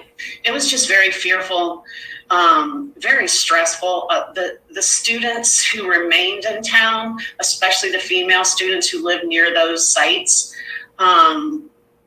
the murder scenes, they were very fearful. They were anxious, and many of them, ended up going into therapy and that type of thing because of how traumatic this whole thing was. In the end, the serial killer wasn't caught in connection to the murders. He was arrested for a robbery. It was 4 months later, when he was in jail, that DNA evidence linked Rowling to the Gainesville murders. He confessed and was put to death in 2005. Hours before his execution, he confessed to killing 3 members of a family back in his hometown of Shreveport, Louisiana. The sheer sadistic nature of Rowling's killings is different from the Idaho College murders. In one case, Rowling beheading one of his victims. But there are a few similarities in the 2 cases. Both college campus crimes were committed with a fixed blade knife. Rowling broke in through sliding glass doors, and the house where the Idaho murders happened did have a cellar door that could have been the killer's point of entry. And in both cases, the universities and surrounding towns were crippled with fear. The Idaho case remains unsolved 2.5 weeks later. Many students not returning to the campus out of fear. In Gainesville, students slept in large groups, taking shifts to sleep. Always someone staying awake on watch. College kids armed with baseball bats walked to classes. I had people that actually walked through the house and made sure there was nothing amiss, that no doors that had been ajar or anything like that. So, it was a tough time especially for those of us who lived there. But again, it was a close-knit community, and we all came together and all helped each other out. The University of Florida shut down for a week, and when it reopened, many students never returned to campus. To this day, there is a memorial and mural on campus honoring the 5 students. Serial killer profilers say Rowling grew up in an extremely abusive home. Rowling carried that abusive behavior into his failed marriage and other parts of his life. Of course, there's no evidence at this point that it is a serial killer who is behind the University of Idaho murders. Yeah, gruesome details there, Sloan. Thank you. Thank you for watching. News Nation is the source, uploaded 12 hours ago. Is this a serial killer that has killed the victims of Idaho? We do not have any information pertaining to a suspect or profile. Last told, there was no profile, no suspect. Conflicting information of if this was a targeted crime or not. So therefore, if there's no suspect, no profile given, no information of who was the target, not a target, no target, then you can't say it wasn't a serial killer. You can't say who's the killer. Because right now, they are backtracking their information, law officials. So who's to say who's the killer? The community is in danger because 4 people are dead and you don't have a suspect. That's common sense. Do not know if the killer lives in Moscow or not, lives outside, small town, 3 hours away, 1 hour away.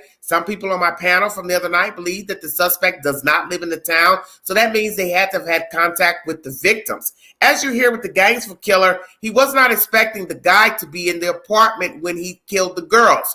That could be the same situation with this group.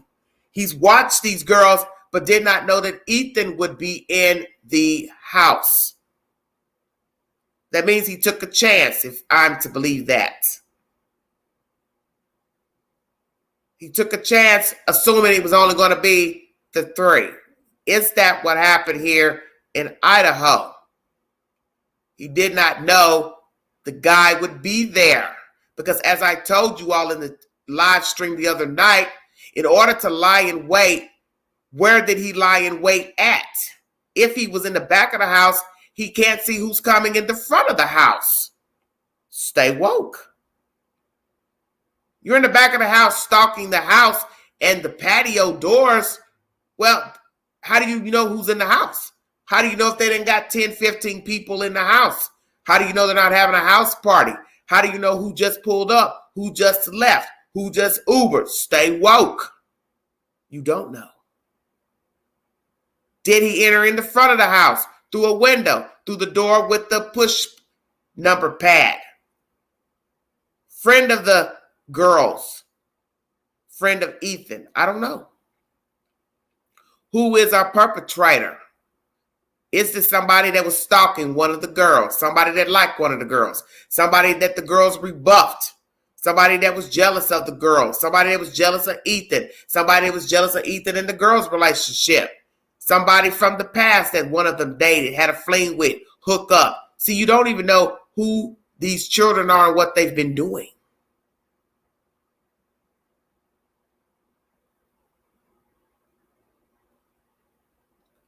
And when you do not know the victims, you do not know what they've been doing, you do not know their behavior, their temperament, you can't say who the killer is because you don't know what the children have been involved in. You don't know if they've had altercations with anybody, what entanglements they've had with other people, if somebody was stalking them, bothering them, harassing them, if they were a problem for somebody. Who's to say that these girls had not said something out of the way to somebody, had a sly, slick comment or joke? You don't know because you don't know the people.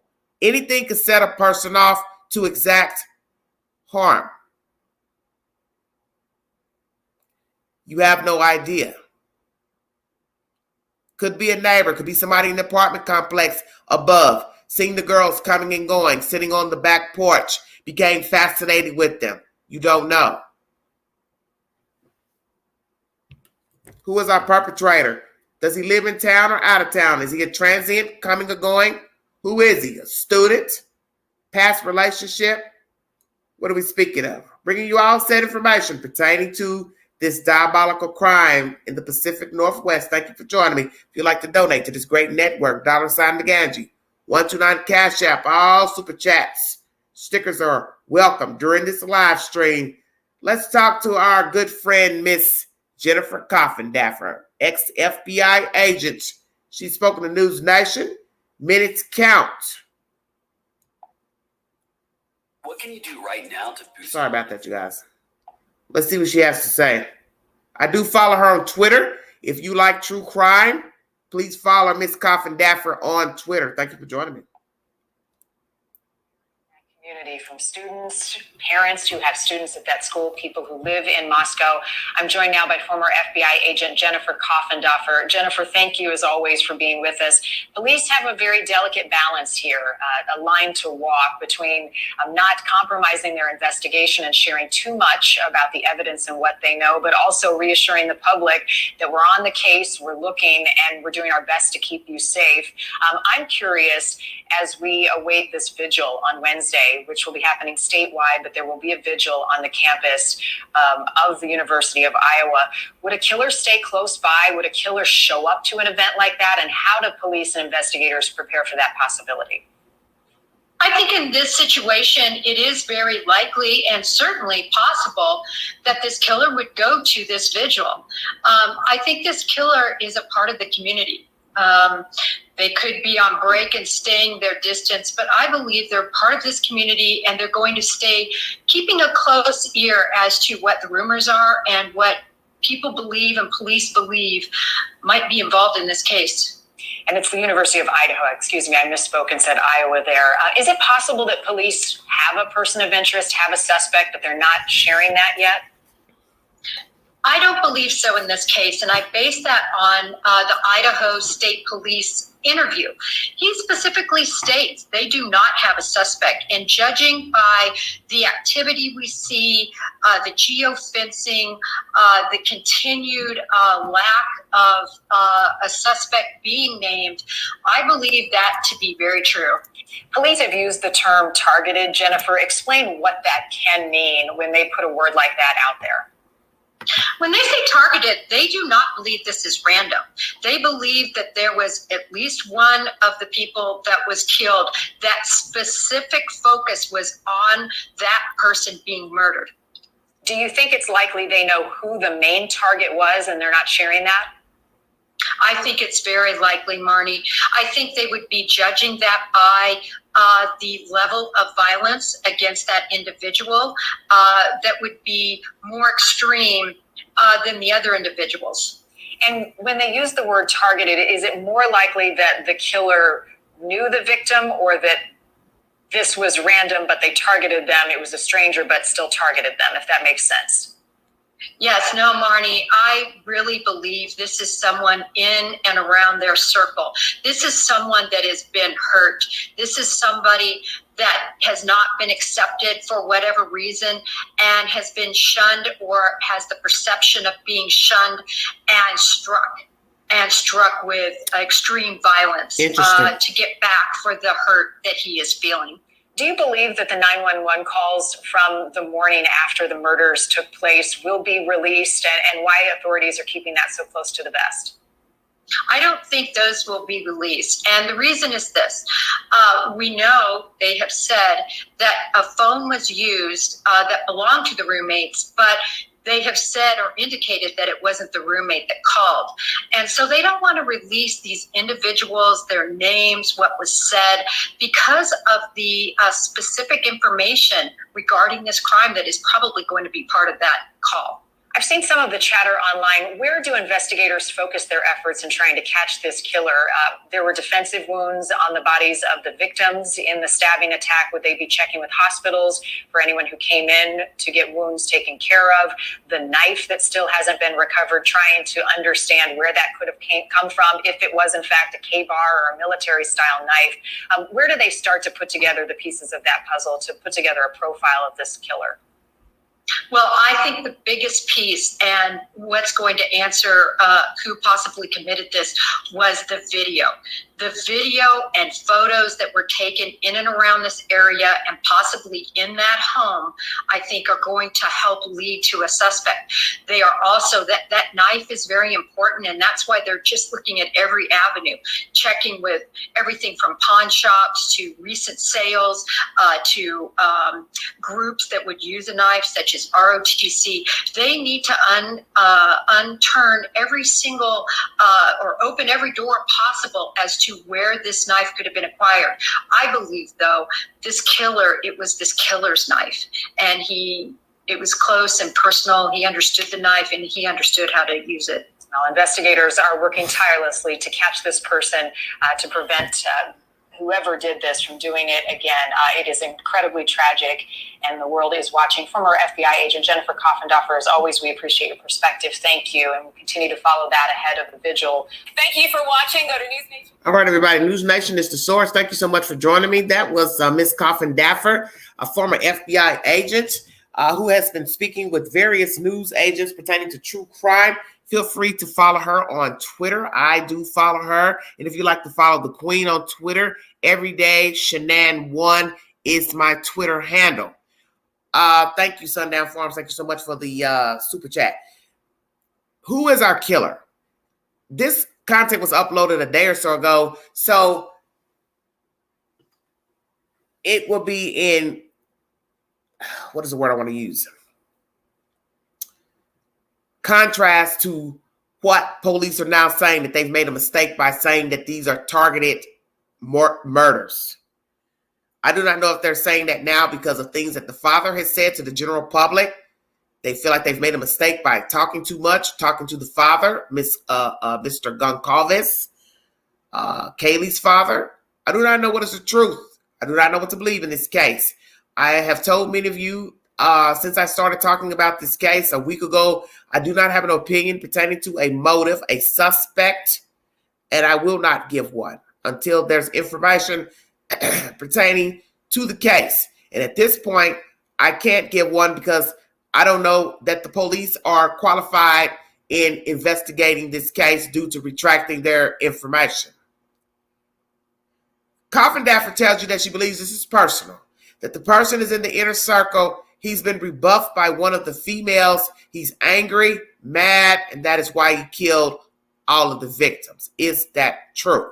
I would trust her judgment over anyone's judgment because she's a former FBI agent. She's done this work for many years. She's worked with different cases, seen different types of cases, and I would trust her judgment over a random person and possible detectives that work this case, because perhaps these people aren't seasoned detectives to give a rendering of the case. So I'm going to go with Coffin Daffer that perhaps this is somebody in the inner circle, not somebody traveling through, not a transient, not a homeless person, possibly not even a serial killer, somebody that was angry with the girl or girls, rebuffed, knew they all hung together, lived together, had a problem with one or more of the females. But as I said, I don't have a rendering because I don't know the young ladies to say who they are as people and what they had going on. And it's too many people in the story for me to give a rendering of a suspect and a motive. But I do appreciate Coffin Daffer's commentary, and I trust her judgment. Is she correct? I do not know. But I trust her information. For those of you who like Christmas movies, I'm going to put this in before I check out of here. Please check out The Queen in Dolly Parton's new movie, airing tonight on NBC, Mountain Magic Christmas. I'm an extra in this movie. You will see me on the stairs, at the top of the stairs in one scene. In the second scene, I'm in a casino sitting in the front row. Dolly Parton is singing. We stand up, wave our phones, blah, blah, blah. Please follow the said content. Thank you so very much for those who are Christmas movies fans. Thank you. God bless all of you. Let me see what else I have to bring to you. I'm almost 2 hours in. I'm not going to drop the link because nobody ever hits the link. So I'm not going to worry about it. See what else I have to bring. Because I have played a lot of audio tonight during this 2-hour live stream pertaining to these people. Let's talk to Cuomo, who is now working for News Nation. Ex-FBI profiler weighs in on the Idaho killings. Thank you so much for joining me. News Nation is the source. Yes, please tune in to NBC tonight. If you like Christmas movies, The Queen is an extra in Mountain Magic Christmas. Dolly Parton, Willie Nelson. Got to remember all the people. Billy Ray Cyrus, Miley Cyrus, Jimmy Fallon. Thank you. They have kids back on campus when they're talking about a targeting crime? Not surprising. I think that the police are doing everything they can to identify the suspect. The campus has to go on. Life has to go on. So I think the police are covering this case as best as they can with the help of the state police and the FBI. By percentage, it is much more likely that this was committed by somebody, especially being the means here, stabbing, by someone who knew these people than by a stranger. What's your take on that? Yeah, I think based on the open source information, it appears that the suspect, the killer, is likely someone who knew the victim or victims, knew the layout of the house, knew how to get entry into the house. There was no indication of forced entry, no indication of rape or an economic incentive, a motive of robbery. He had to be somewhat confident that he could overcome any obstacle in his way. He had a knife. He must have known that these individuals were sleeping. He attacked both the second and third floor, left the first floor with no victims. So it appears, based on the open source information, that he felt confident that he could go into that house and kill the people that he was targeting and then escape without being caught. Doing it silently, and how do you know it's a he? Well, the assumption is that it was a male that was targeting one of the females or multiple females in the home. Again, the use of the weapon, the choice of weapon, the type of crime that was committed is typical of a male. And I would guess that this is probably a young male, someone on campus, maybe still on campus, hiding in plain sight. So then you have the continuing concern about, was this a one and done, or is this somebody who has a taste for this? Is there anything that you see here that suggests an answer either way? Well, I think the FBI assisting through VICAP and looking at other cases in and around the area. I think there was a reported case in Oregon about 400 miles away of a couple being killed in their sleep. Those connections will be looked at, but it doesn't appear, at least from the evidence that's been released, that this is a serial killer. It's definitely a disorganized crime scene, and you sometimes see that with serial killers. But in this particular case, there's no signature that's been released by the police. Some of that may be intentional in case they do have a list of suspects that they're looking at, and I would understand that.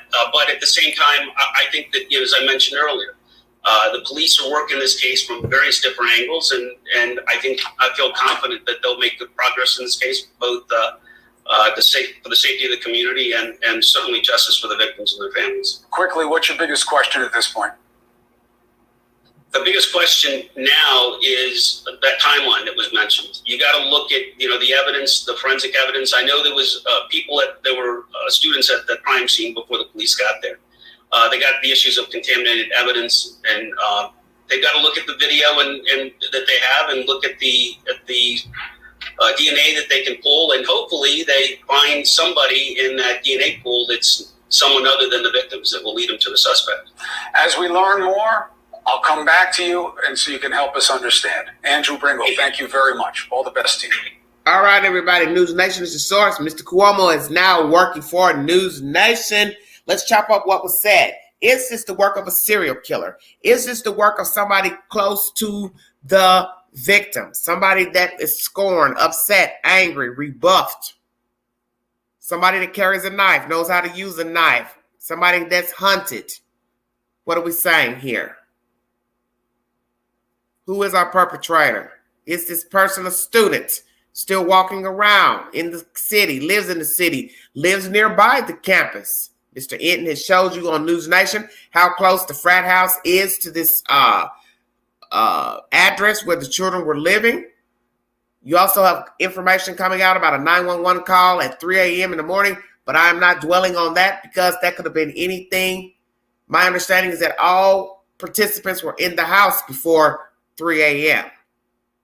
So I'm not getting ready to dwell on a 3 a.m. phone call to 911 because so far nothing has been brought to fruition that it has anything to do with this crime.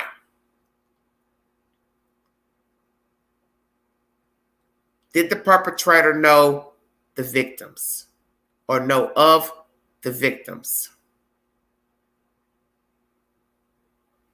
Very interesting. Very interesting information. He felt comfortable. Had the perpetrator been in the house before? Been a visitor? Somebody that one of the girls has dated? Had a fling with? How did the perpetrator enter the house? Second floor balcony, door unlocked, windows unlocked, overheard the keypad code. How did the perpetrator enter the house? Who was the first victim? Was one of the victims stabbed more times than any of the other victims? I brought you information that one of the victims is going to have less DNA and that will show you that that was victim number 1. Because if you have a commingling of different DNAs on 3 other victims, that shows you they were killed after victim number 1. Was one victim brutalized more? That will show you that that was possibly the target. As I said, mementos taken. Sloppy crime scene. He tells you here that they were disorganized. What was done at this house that shows that the killer was disorganized? That would lead me to wonder if indeed what? So I don't know. He believes he took his own knife. So what? He didn't take a knife from the scene? Same knife? Need another knife? It has been told in many stories where the perpetrator picks up another object to finish killing because the knife breaks off into one of the victims. Not to be disrespectful to anybody, but this has happened in true crime. Did the perpetrator need another knife? Did he bring a knife to this house, or he borrowed a knife from the scene? Kitchen knife. They say it's a fixed blade, so one would assume that this is a personal knife purchased by the killer. Does he have knowledge of hunting and dealing with animals and so on and so forth, if you get my drift? Tall male, short male. What is the build of our killer? African American, white, Native American? Who is the killer? What's his nationality? Single, lives alone, has pets, roommates? Who is the killer? Is this somebody that one of the girls has dated before? Somebody was watching, stalking, lied in wait, took a chance, but did not expect Ethan to be there. Hadn't really done his homework in stalking the house. Thank you for joining me.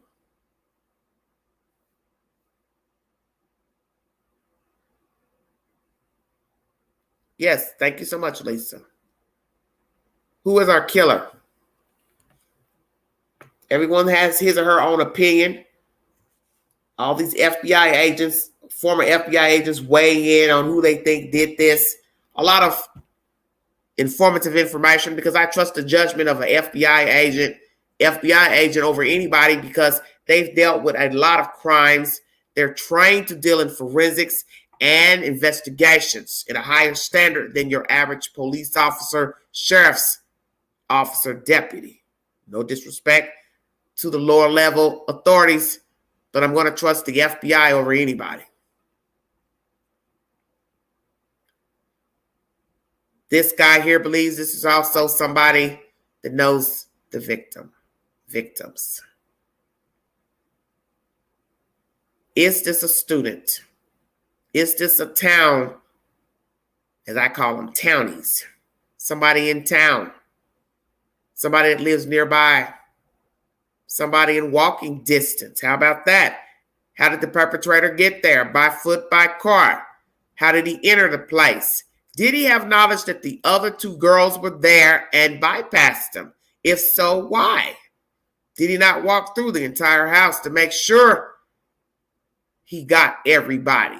Why kill everybody if your target is only one? See, there's so many questions. This is why I do not have a theory pertaining to the death of these kids, because there are too many moving parts pertaining to these homicides. News Nation was the source.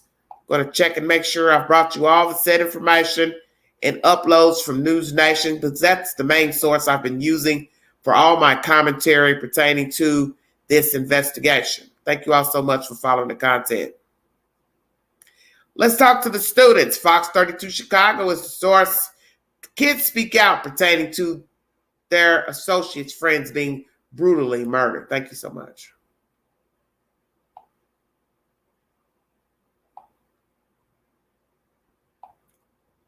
Begin in just a few hours. AJ Jabinow joins us live from the Kibbe Activity Center in Moscow with more. What's happening there, AJ? Sally, originally this service was supposed to happen outside, but due to the weather, they're taking it behind me in the dome, but because of that, they're asking students and anyone else that is in attendance to leave the candles behind. Instead, they're asking them to download candle apps on their cell phones. We've been out here for now about a couple days and had a chance to speak to some of the students here on campus. What they're telling me is this event tonight is so vital for their healing process.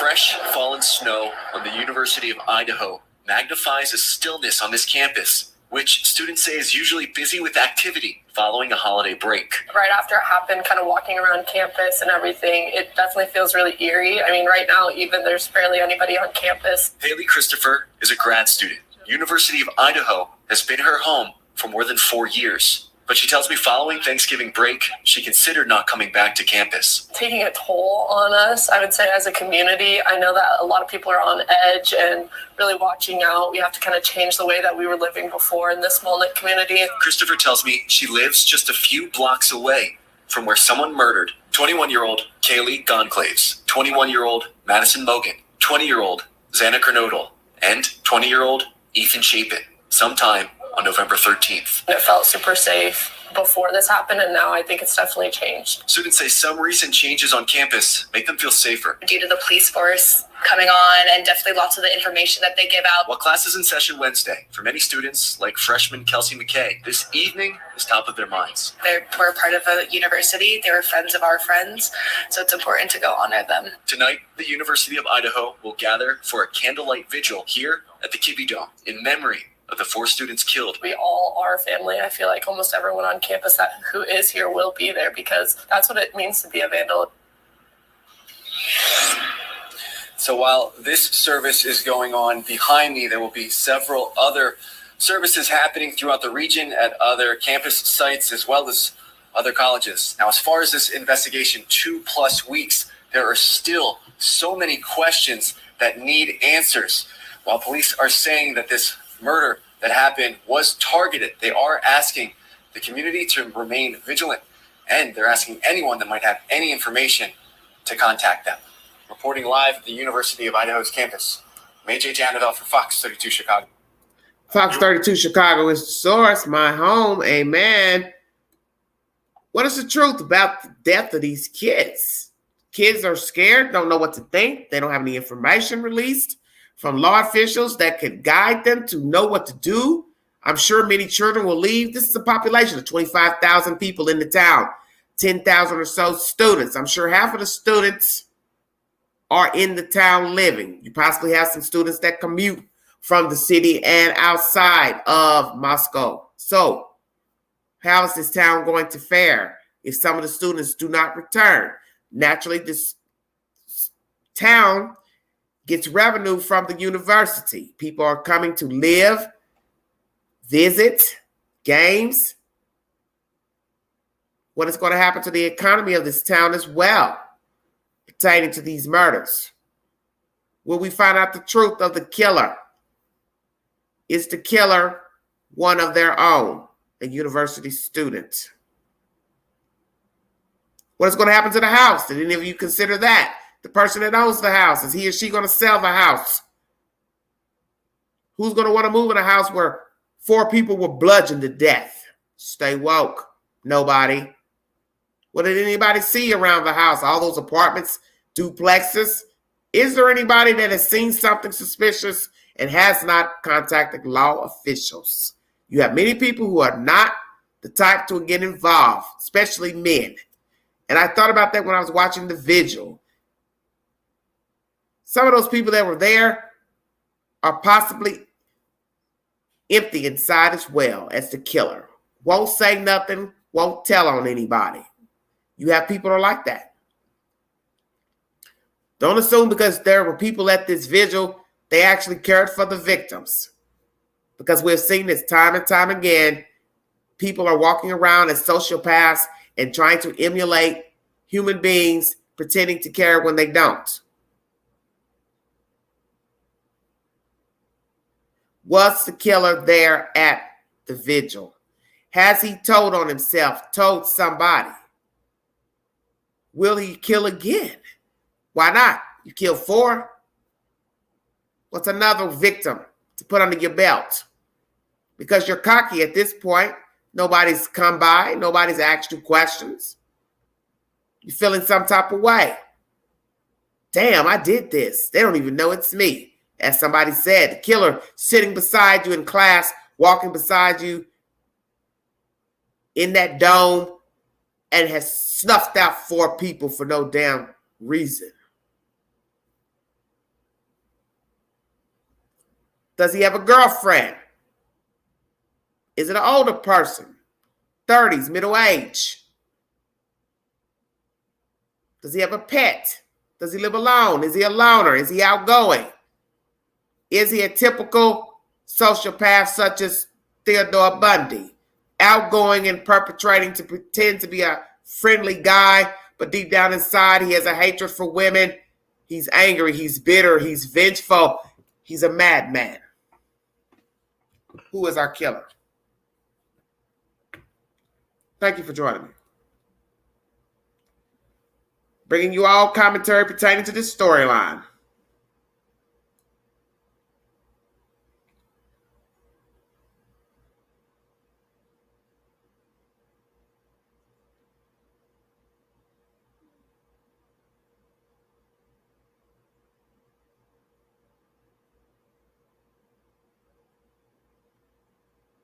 Let's play Law and Crime.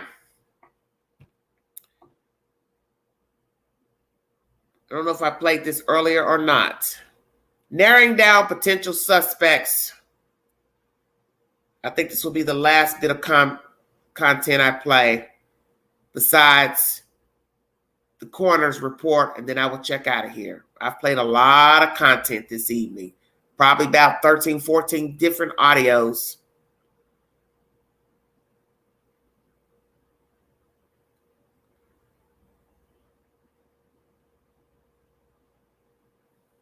Law and Crime Network is the source.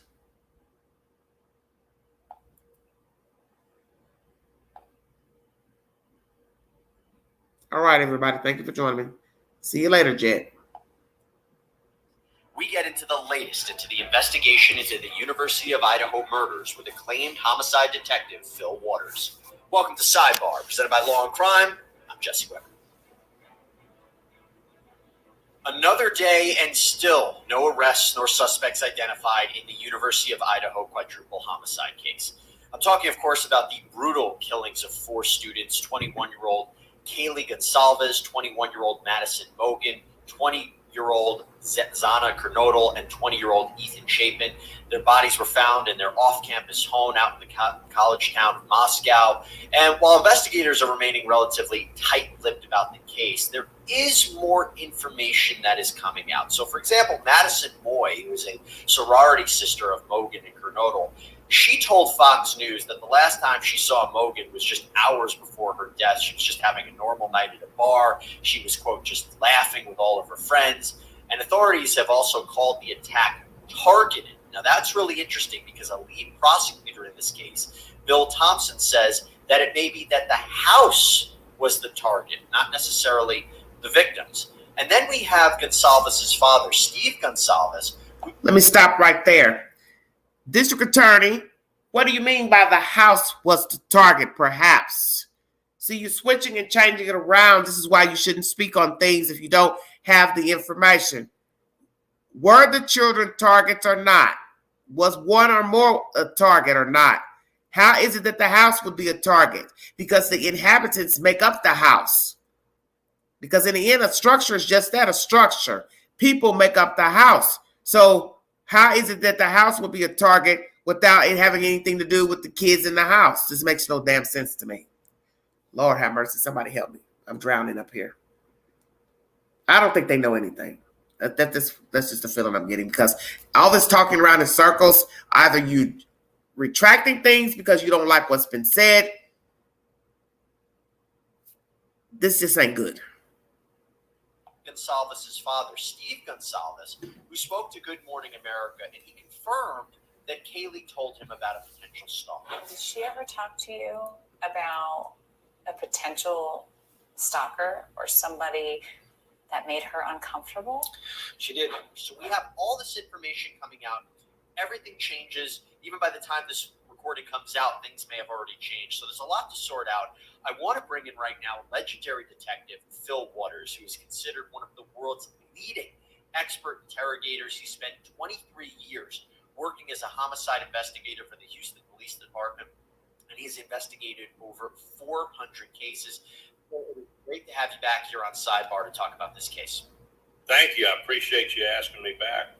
Of course, and I want to start with the stalker claim because there's a lot of information online about this. So if we deal with this, Kaylee's father claims that her daughter did talk to him about a potential stalker, but then the Moscow police came forward and they said, quote, investigators have looked extensively into information they received about Kaylee Goncalves having a stalker. They pursued hundreds of pieces of information related to this topic, and they have not been able to verify or identify a stalker. What does that tell you? Well, it tells me it's anecdotal information that the father, certainly with the best intentions in the world, is wanting to provide to law enforcement. The problem is that the detectives have the responsibility of taking every lead and letting that evidence lead them where they need to be.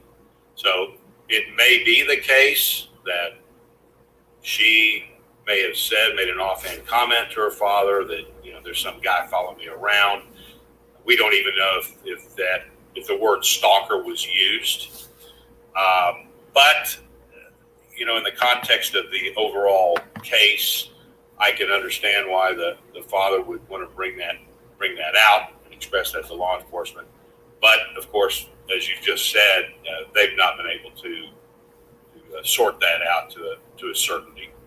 Well, the question is, what was the motive of the person who did this, or the people who did this, right? So originally, when investigators came out and said that there was this might have been a targeted attack, everybody thought, oh, well, it must be the victims, right? But then you have this lead prosecutor coming out and saying, no, it might be the house that was the focus of the killer or killers. And so what would lead investigators to believe that the house was the target? And does that mean that it was maybe a robbery gone wrong? This happened in the early morning hours. I don't think so. Of course, when something of this magnitude occurs, officials want to get out and they want to just say stuff. I mean, they're just wanting to fill the air, right? Because there's this vacuum that's created when the public and when the families and so forth are not being given any information. So they kind of come out and say stuff. And again, I'm not criticizing what this DA has said. I think that to say that it was the house that was the target, I think that is pure conjecture. Now, I don't know what he knows, of course, but from the beginning of this thing, we've talked about before that it does look like a targeted attack in the sense that those 4 people were the victims, and there were 2 people that remained untouched. Now, the way that house is set up, you've got 3 tiers, and the victims were in the 3rd tier and the 2nd tier. The ones that were unharmed were in the 1st tier. So that makes me think that the person who did this didn't know the 2 people were down there in the first place. And that would lend itself to the targeted aspect of this. These days, if you don't have a strong website... Sorry about that. Did the killer not know about the girls in the basement? The targeted aspect of this is that those 4 people, those 4 young people, they were the targets of this person, obviously, because they're the ones that ended up being slain. So, and how do they meet that person? My speculation has been that it could have been a random meet. Were all of the victims targets, or the perpetrator decided to just off them because he didn't know if anybody would try to stop him, see him? Because let's say he knew about the bottom floor, the basement. Would he have killed those 2 women had he had knowledge of those girls down there? This is a very baffling storyline because I don't know where this story is going. I have no idea why the kids were killed. I don't know if he killed the kids as collateral damage, but it is strange that 2 were left behind. And as I said before, how do you know that the perpetrator didn't go through the house walking, wandering? Because you don't know how long he was in the house. You don't know when he came in the house. You don't know if he's been in the house before. if he knew that others stayed at the bottom, didn't want to harm those two, because if he's close to the victims, then he knows about the two at the bottom. Bingo card. Stay woke. Did the perpetrator know all of the victims and the two left behind? Because if he's close to the victims, then he knew about the two on the bottom, then that means he had a reason to leave the two alive. Stay woke. And why would you leave those two alive? Is it because you had a feeling bad vibe with the 4, or let's say the 3, and Ethan was collateral damage? Which is it? You didn't like the 3, you didn't like the 2, you didn't like the 1.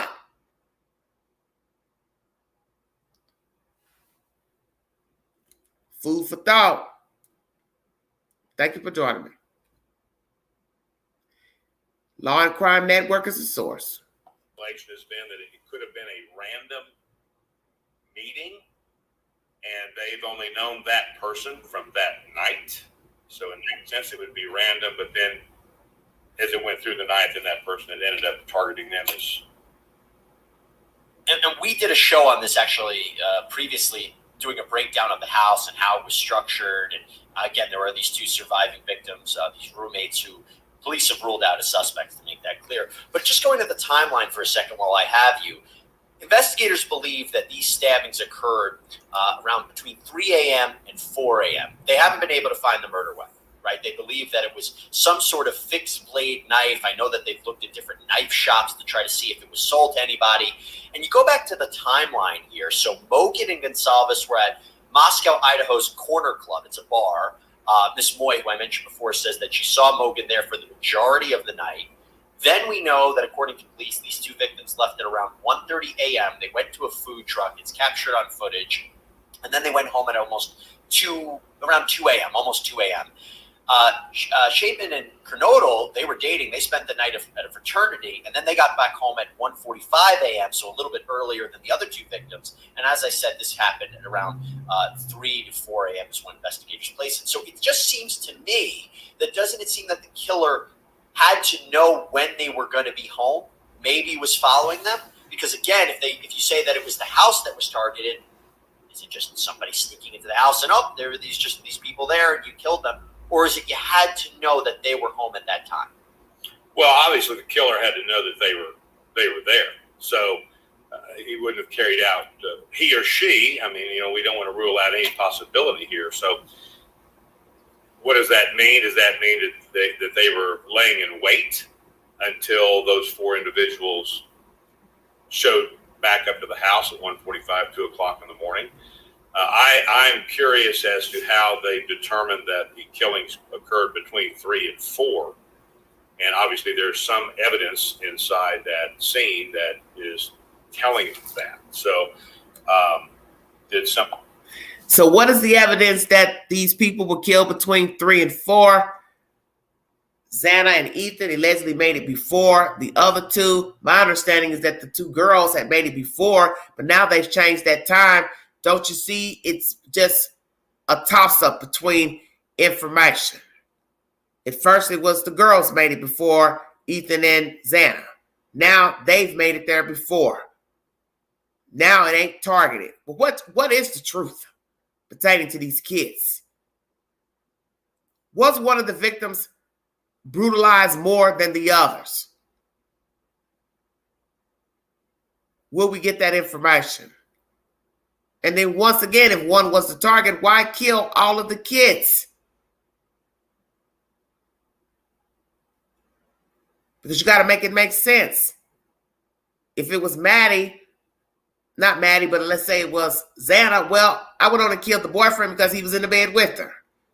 Then we got the 2 girls sleeping together. If one of them was the target, he'd say, well, I went on and killed the other one because she was in the bed with her. What is the truth? Did the person have a problem with all these girls, but didn't have a problem with the 2 on the bottom floor if the perpetrator knows the victims? It's this preferential treatment. I like these 2. They're nicer. Did that ever occur to any of you in the viewing audience? that these girls have done or said something out of the way to some guy. Somebody bullied somebody, said something out of the way. This is no disrespect to the victims, but we don't know them and we don't know what they were doing and who they were talking to, what type of interactions they had with other students, people at their job, work, social media posts. I hear that they were nice girls, but let's be truthful. We're all human. We all can get out of pocket, say things out of the way. Now somebody has a problem with you.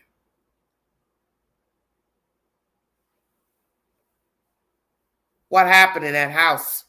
And why do we have 2 victims that are alive? Because now we got to say he, she, they, or whomever didn't know that the 2 girls were on the bottom level. So one could say, well, if you didn't know that there were 2 on the bottom, why were you going from top floor to floor? Why were you going from 2nd floor to 3rd floor if you came in on the 2nd? I want you to think about that very carefully. Why are you going from floor to floor, but you ain't checking all floors such as the basement? Checkmate.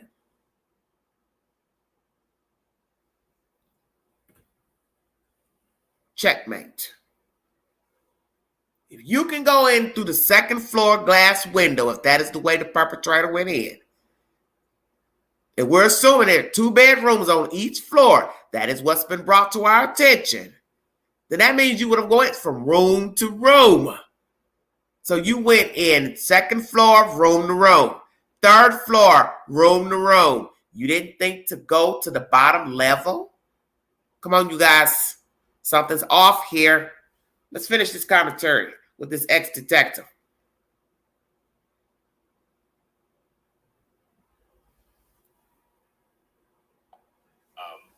Did somebody lay in wait? Did somebody show up once they returned?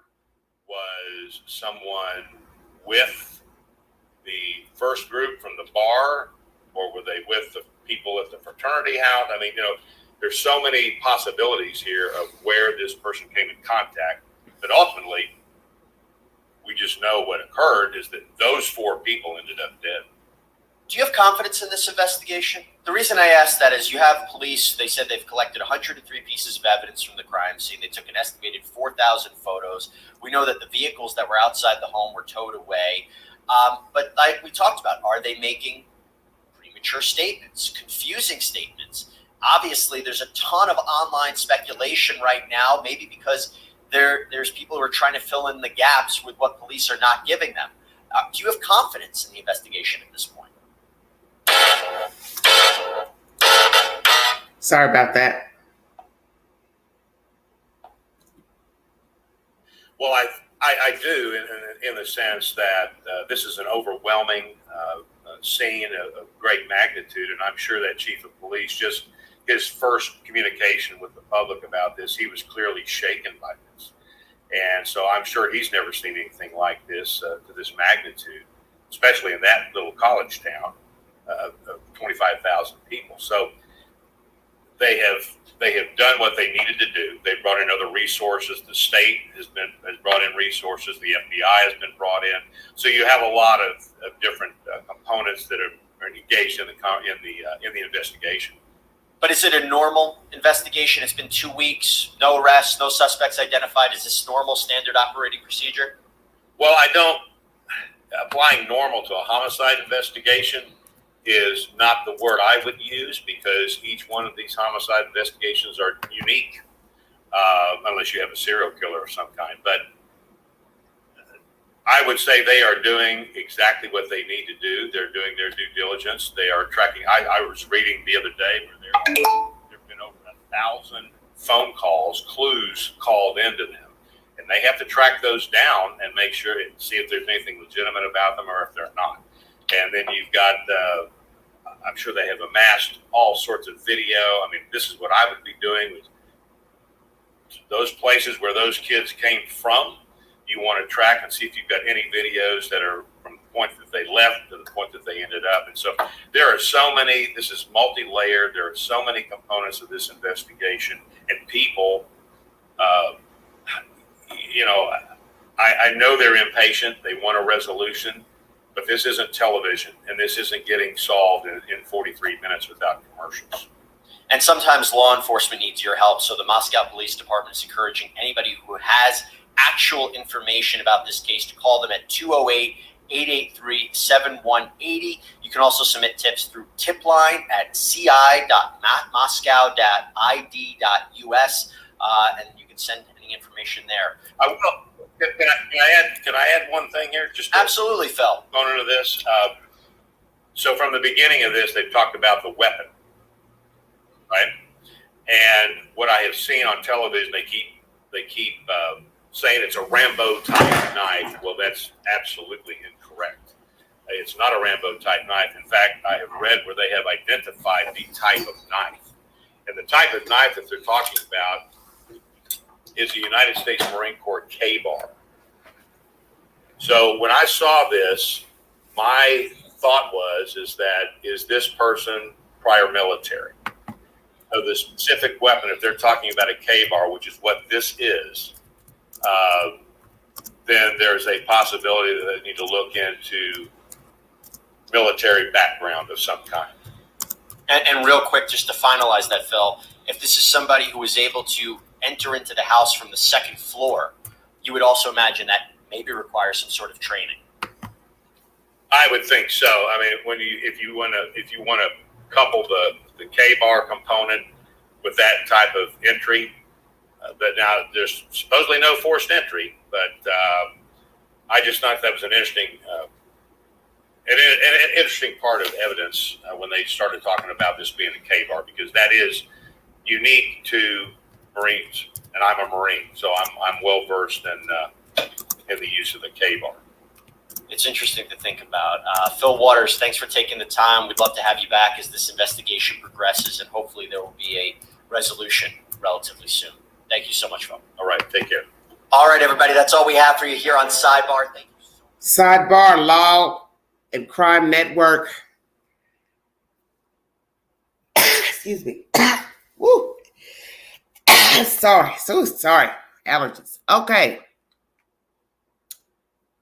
You hear at the end about the blade, the type of knife. They mentioned a fixed blade knife. Some people feel like that shouldn't have been mentioned, because naturally, if indeed that is the type of knife that the killer used, he's going to dispose of the knife, or has already disposed of the knife, or he's going to hide the knife. So there you have it. This ex-detective feels this is personal, and that is somebody that the victims know. And as I said once again, why were all killed? Was one the target, not the target? Why were two left behind? A door being locked doesn't mean anything. The man was in the house with the people.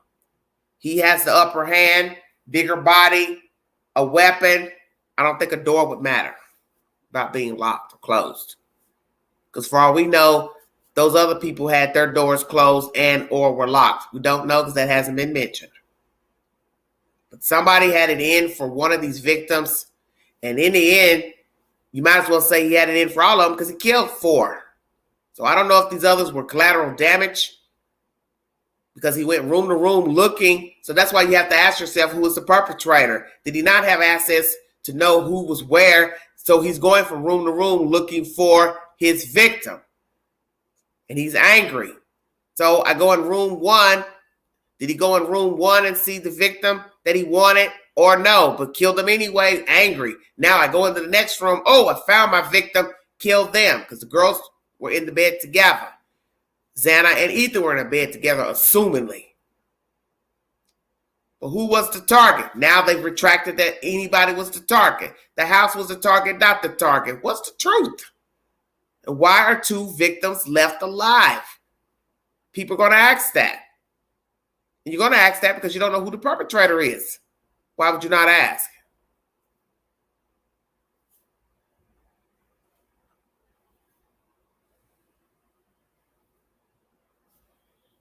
Was this person military or ex-military? Is this person also law official? A cop, deputy? Who is our perpetrator? 30s, 40s, 50. Young person. Virile. Can jump up on a pillar and climb up on a balcony. What DNA was left behind? Did the perpetrator cut himself? It is known that people who viciously stab people multiple times, they end up injuring themselves. Did the perpetrator cut himself? Did he go to a clinic, walk-in clinic, ER? Has somebody noticed that somebody's cut up on the hands, arms? They've given some vague excuse to what happened. Does somebody have knowledge of these killers and has not reported it to law officials? Does he date, have a girlfriend, live with somebody, live alone, loner? Who are we speaking of? Will he tell on himself? Will he kill again? Who is our killer? One more audio to play and I'm checking out of here. This is pertaining to the initial report of the stabbings. Thank you all so much for joining me. I've played a lot of videos in this live stream. This will be the last one for this evening. KREM2 News. This was uploaded 2 weeks ago pertaining to the stabbing deaths of these children. Thank you so much for joining me.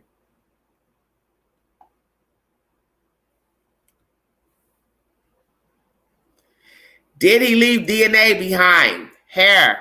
What's under the victim's fingernails?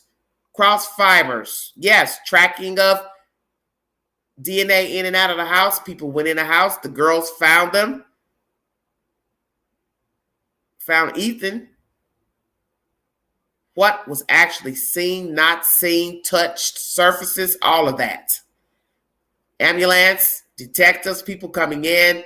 Was there any cross-contamination? Bloody scene. Was the scene contaminated by outsiders? Thank you for joining me. I've been doing it for 16 years, and I just got reelected for another 4. So what is it that, or I guess, when did you get the call on Sunday? I got the call just a few minutes after noon that there were 4 homicides, but I didn't go to the scene because of law enforcement doing their investigation first. So I didn't actually go to the scene until about 5 or 5:30. Can you walk us through, like, for our viewers, kind of the process between when police show up and then you guys getting the bodies and doing your examination? Now they say this is the coroner speaking. Law enforcement goes through and looks for any evidence, takes videos and pictures of everything. I don't know if this is true or not. They'll start talking with people. So I don't really need to be there for that. They can't move the bodies. I mean, the bodies have to stay as they were until the coroner gets there. So that's what my job is, to look at the bodies. As the coroner, do you guys do the autopsies and all that? No, we some do if they're an actual medical examiner, but we have forensic pathologists and we contract with Spokane to do that. So in your experience, what is it that you saw? So she says they contract with Spokane. Spokane is in Washington. This is Idaho. So that means they are going outside of the state to do forensics and pathology. Very interesting. Quite disturbing, actually, that you don't have people to contact to do this type of work in your own state, which I'm assuming this is a small state. Perhaps that is why, but still disturbing nonetheless, because what about the next time you have a homicide, double homicide? That means you have to go consult with Spokane, Washington pathologists to help out with this case. I am wondering if this is the same female that they said was a nurse and not an actual coroner or medical examiner. If indeed this is true, this is very baffling, because now we have to ask ourselves, what type of city, county government does this place have running? You have a major university in your city and you don't even have 1, seasoned detectives, 2, an actual coroner, medical examiner with appropriate credentials. I will stand corrected if this information is not true. Thank you all so much for joining me.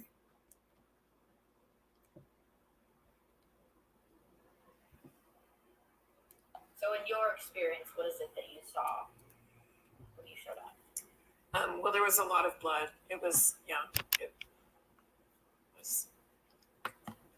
a very sad scene with 4 murdered college students.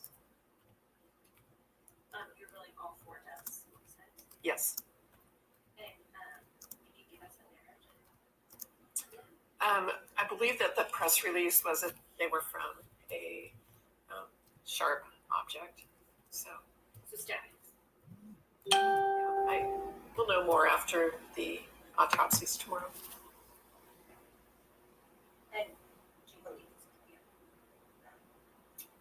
murder suicide? No, there are 4 homicides. 4 homicides. And when it comes to doing the investigation post-autopsy. Sorry, this audio is low. Yes. It's my job to determine the manner and mechanism of death. And then I know with toxicology results, there can often be somewhat of a delay.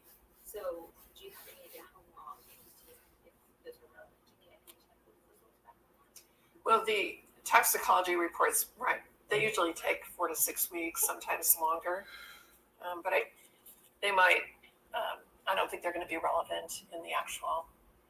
She doesn't think the toxicology reports of the decedents will be relevant, but people will still want to know if any of the people were under the influence or any type of drugs or alcohol.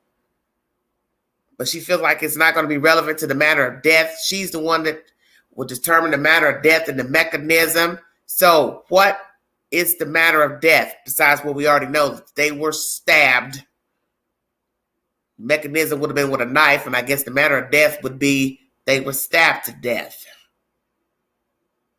And toxicology reports take several weeks, but she feels like that won't be relevant to the matter of death. But as I said, people will still be curious to what was going on with anybody, if anybody had a stroke or heart attack while being fighting off the attacker, because there are times when people are in distress, they have heart attacks, they have strokes, aneurysms, so on and so forth.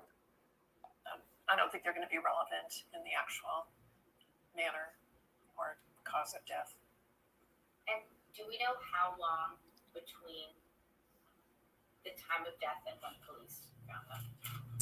No, I don't know for sure. Don't know the time of death of the victims. Hours? Could it have been a day? Was it maybe close? Like, is there any sort of like time frame there? Not that I'm aware of. She doesn't seem to know anything. This is a bad look here.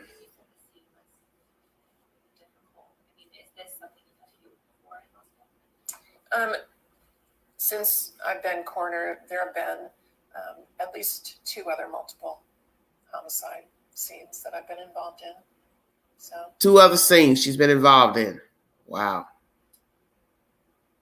Would you say this is probably the most recent? No, it's hard to just single it out.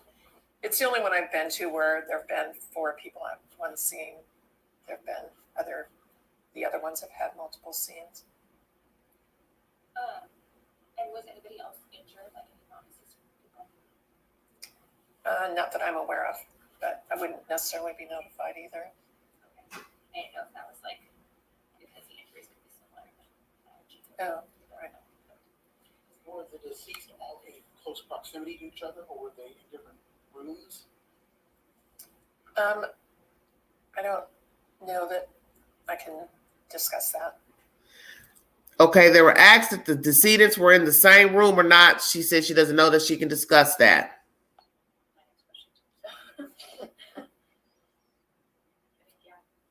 Will we be able to get a copy of your report once it's completed? Oh, sure. Somebody's asking for a copy of the report. She said sure. Yep.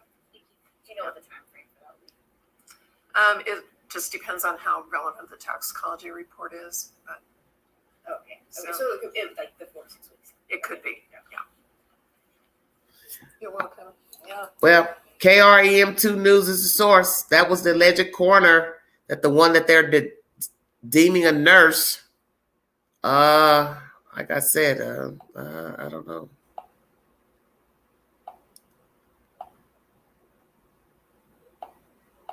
What's the truth?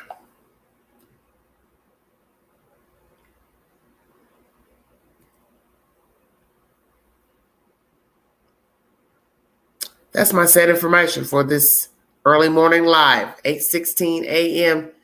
Eastern Standard Time.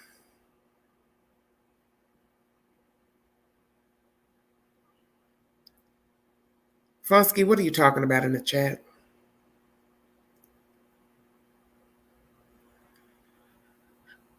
Is the perpetrator known to the victims? Did he know the victims personally? What was the motive for the murders of all 4 young people? Did he murder all those because they were collateral damage and there and could ID him? Was there only one target or no? Law officials have retracted that there was a target. So I don't know what is the truth pertaining to these murders. I do not have a rendering of an opinion pertaining to the deaths of the young people, a suspect, a motive. And there's no point in saying anything about their deaths now since they've retracted all said information given to the general public. I do not know if these people are qualified to render a ruling of suspect, motive, autopsy, anything at this point. I'm very disappointed in this case right now, the people who are handling this case, because this is disturbing to me. And as I had mentioned in my last live, I brought up Debbie Collier's death out of Georgia because it was ruled that her death was targeted, and then they changed it to suicide once they went back into the scene to go over the said information at the scene of the crime and ruled it suicide. So I do not know where to take this case at this point. And I will not give a rendering of this case because there are too many moving parts, too many victims, too many people that they could have known to even hypothesize who the killer is. And I will not put anyone on blast on this network as the killer. And I will not listen to anyone who has a comment of who they think the killer is just because there's too many people involved, too many people that they know of, too many people they work with, too many people in the general area where they lived. And the police has not given us a suspect, so I'm not about to throw anybody under the bus as a suspect. I do not care about somebody liking a girl, a boy, an ex-boyfriend, new boyfriend, entanglement, a neighbor, co-worker, because you don't have any validity that anybody of those people mentioned as the killer. And I will not promote someone as a killer and I don't have any information that he or she did anything. Not on this network, I will not. Bring some information with a receipt, and then maybe I can say, well, possibly he, she, they, or them killed these kids. But we don't know the kids. We don't know what they were into. We don't know who they were talking to. We don't know who somebody talked to on social media, who they said something out of the way to. Somebody said something out of the way to one of them. Somebody, it could be a mistaken identity. So you don't know. They've ruled out drugs. So I don't want to hear that anymore. And you're not going to know anything about drugs in the system until the toxicology reports come back. If anybody was using drugs, if anybody was selling drugs, but to the knowledge of the police, if this is true, nobody was using or selling narcotics at this address. So therefore, you don't know who the killer is.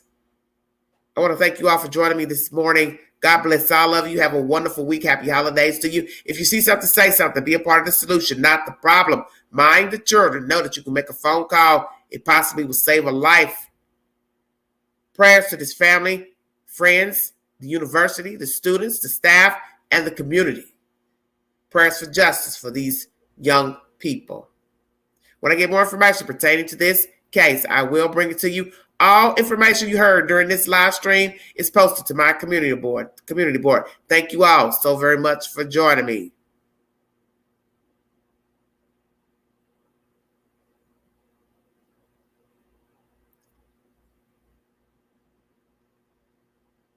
I realize I'm going to say this during this live stream because I said it in this live stream I did yesterday pertaining to Quentin Simon. I realize that there are a lot of people who are just eerily similar to the suspects in these crimes.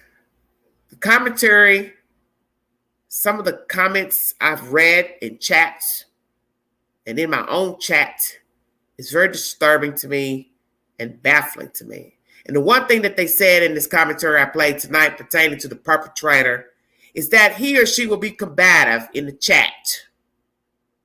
And that's bothersome to me. Because the one thing I don't like to do is argue with people about something I don't know anything about. But the one thing about the Queen is that I try to be logical in my assertion of any type of information. But the one thing I also have to remember is that when you're dealing with true crime, it's going to be on the side of illogical because the person is sick and ill. But the one thing I don't like to do is argue about anything pertaining to something I don't know to be factual or not. And I realize a lot of people do not pay attention to details in a story. They see and hear what they want. They like to argue back and forth about information from the news, the detectives, the people in the story. But as I told you, everything is a version. Everything that they get doesn't mean that it's factual or true. It's just that what they will repeat. You entitled to your perception of the information. But I realize a lot of you are ill. Disturbingly ill. And I've noticed that in the chat, in the little 3 short years I've been on this network as a YouTuber.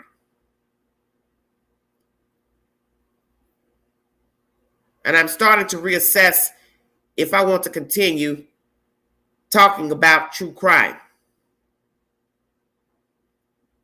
Because it's sinister. And it's just something about my spirit is telling me I don't need to keep talking about dead people. Because it brings out the worst in people who are similar to the people who the police are hunting down. And I don't think a lot of you realize that there's something wrong with some of you.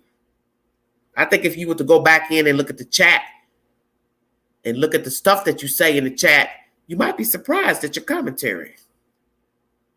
Just keeping it real. This is not a game. 4 people have been snuffed out. 9 times out of 10, it was something very petty and frivolous. And they're not coming back. They never got to live a full life, go out and work in the work field, attain a home, children, marriage, nothing. And I do not believe in making up stuff about dead people. I don't rock like that. And if that is what you're looking for, you're in the wrong playhouse. Because I don't make up things about dead folks. Because these people are dead. They're not coming back. That is why I do not have an opinion pertaining to who killed the kids. Because it has too many moving parts. The killer could be anybody.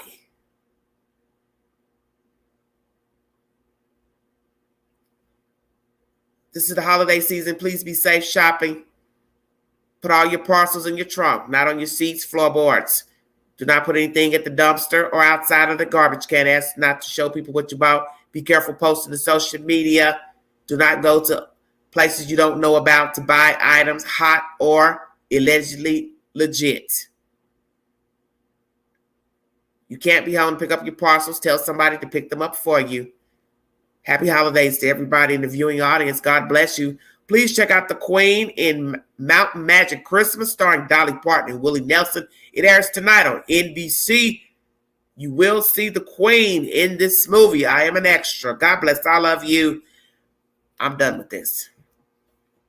Thank you so very much. Have a wonderful week. This is Everyday Shenanigans.